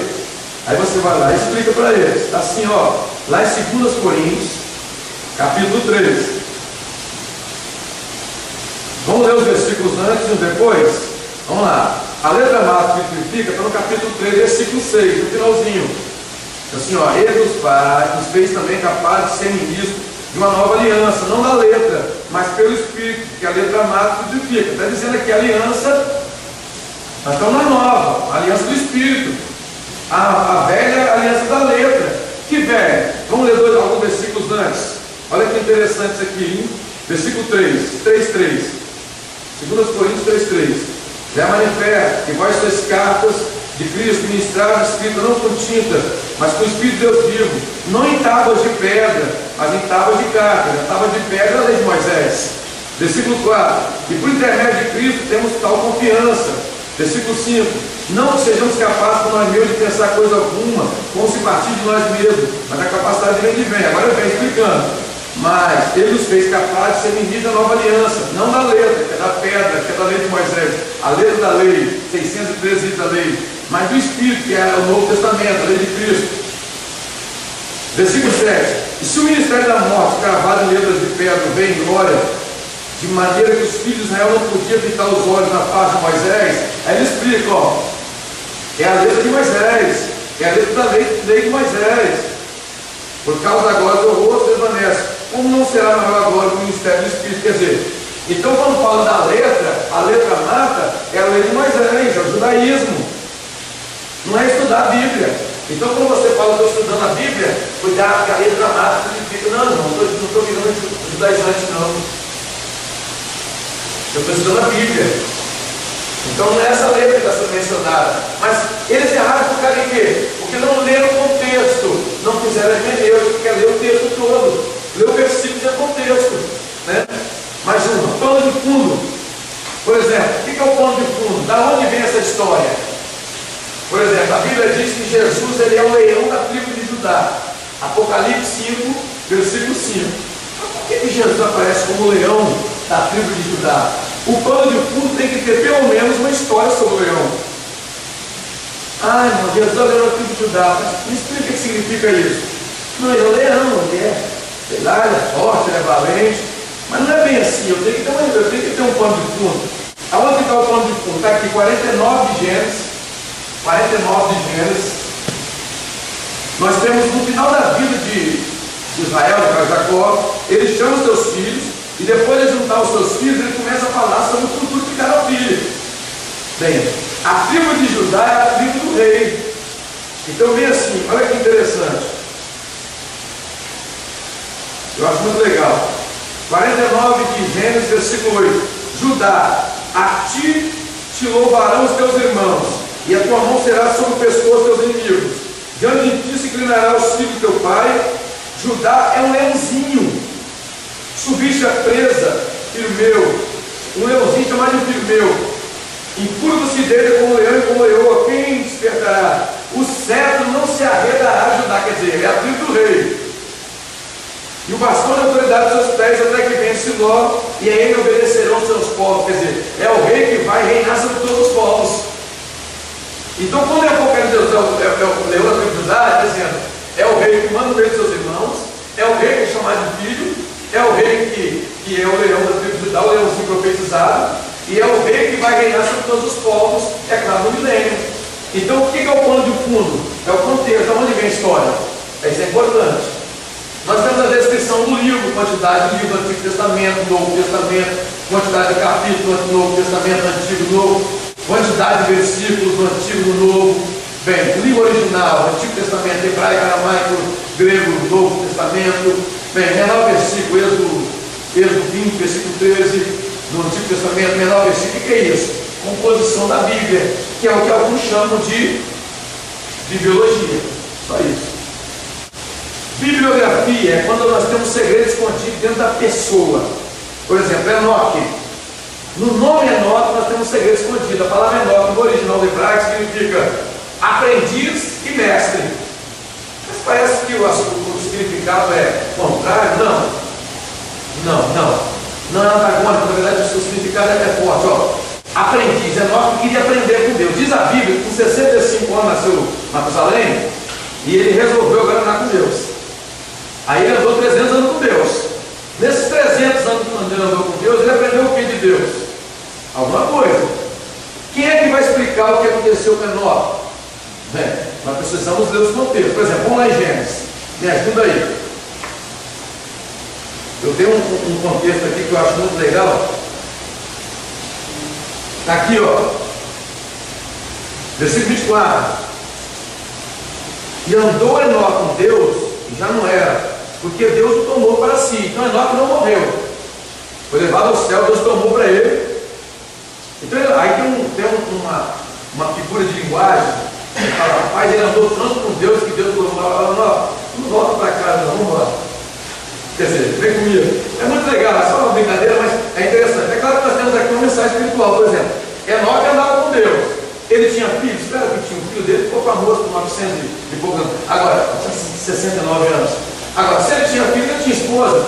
E tinha outros filhos a mais, que depois também teve filhos e filhas. Então ele tinha muitos filhos, tinha, claro, uma esposa, mas Deus levou ele, não levou os filhos e a esposa. Significa que a vida espiritual de um não leva a vida espiritual do outro. Eu não levo meus filhos, minha esposa não leva, meus filhos levam, não. Aí é individualismo, aí é cada um com a sua vida espiritual com Deus. Bem, mas quem vai explicar melhor a história de Enoque, por incrível que pareça, é o livro de Hebreus. Nós temos o escritor Hebreus dando um ensinamento fantástico sobre Enoque. Está aqui no capítulo 11 de Hebreus, a lista que nós chamamos a lista dos heróis da fé. E essa fé que é a fé poderosa, não qualquer fé, de Hebreus 11. E é muito importante. Mas olha que interessante aqui, Hebreus 11:5. Pela fé nós foi transladado para não ter morte. Então Deus deu um presente para ele: olha, não, você não vai ver a morte, não, viu? Não vai ser levado, você acender a morte. Não foi achado. Procuraram ele, não foi achado. Porque Deus o transladara. Esse transladar é um símbolo do arrebatamento, é levar ao céu. Então, esse transladar, você vai falar, você acredita que a igreja vai ser arrebatada? Igual ela foi transladada, sim. Pois antes da sua transladação, alcançou o testemunho de que agradava a Deus. Nós temos aqui testemunho e que agradava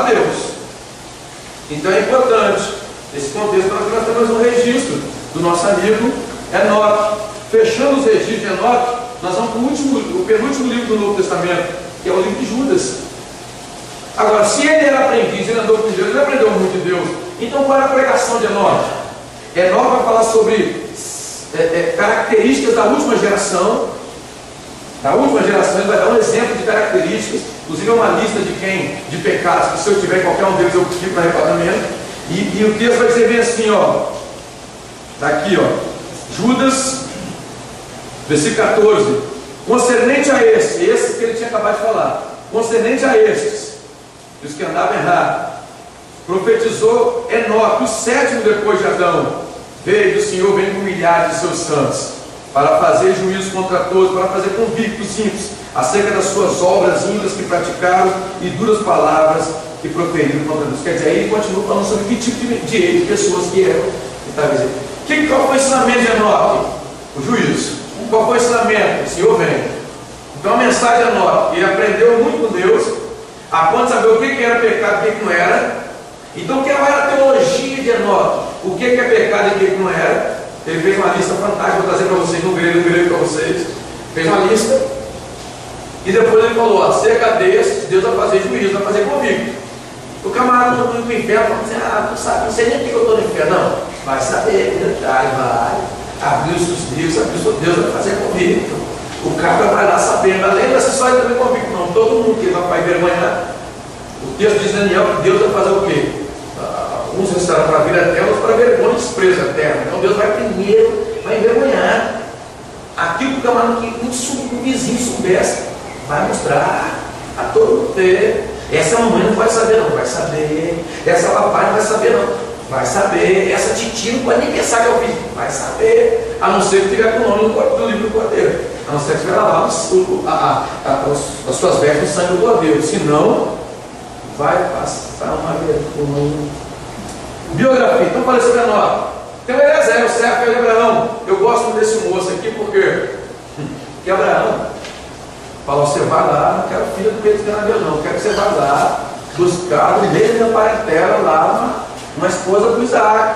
Você vai lá, vou. Ó, para mim é o seguinte, eu vou, mas me dá de tudo que você tem, me dá, quer dizer, eu vou, mas eu tenho que ter de tudo, quer dizer, eu tenho que estar com estrutura, bagagem. A bagagem dele é importante. Tem um pessoal que quer atender o chamado do Abraão, segundo de Deus, mas está sem bagagem. Ele não, eu vou, mas eu tenho que ter de tudo. Agora me der camelos, me dê isso, me dê aquilo. Por quê? Porque ele vai ter que tirar da casa de um camarada uma moça para casar com outro que nunca viu. Se fosse hoje pela internet, mandava foto. Tinha foto, não. Sabe se o cara era bonito, você era feio, não. Você era gordo, não. Você era esquisito, mas era não distinguia nada. Vai pela fé, para casar com Isaac. Fica a pessoa que você conseguir tirar. Mas vai visitar, não, vai casar. Então ele teve que saber falar muito bem do seu Senhor, sabia falar muito bem do seu dono e sabia falar muito bem das riquezas. A mesma coisa é o pregador de hoje. Você chega com o pessoal que está vendo tudo que o mundo está oferecendo e vendo muito bem o que o mundo faz questão de mostrar. Aí você fala, ó, tudo que você vai ver, você vai ter que largar por uma coisa que você não vai ver. Você tem que tirar o camarada de tudo que está vendo em direção a uma coisa que ele não está vendo, em direção invisível.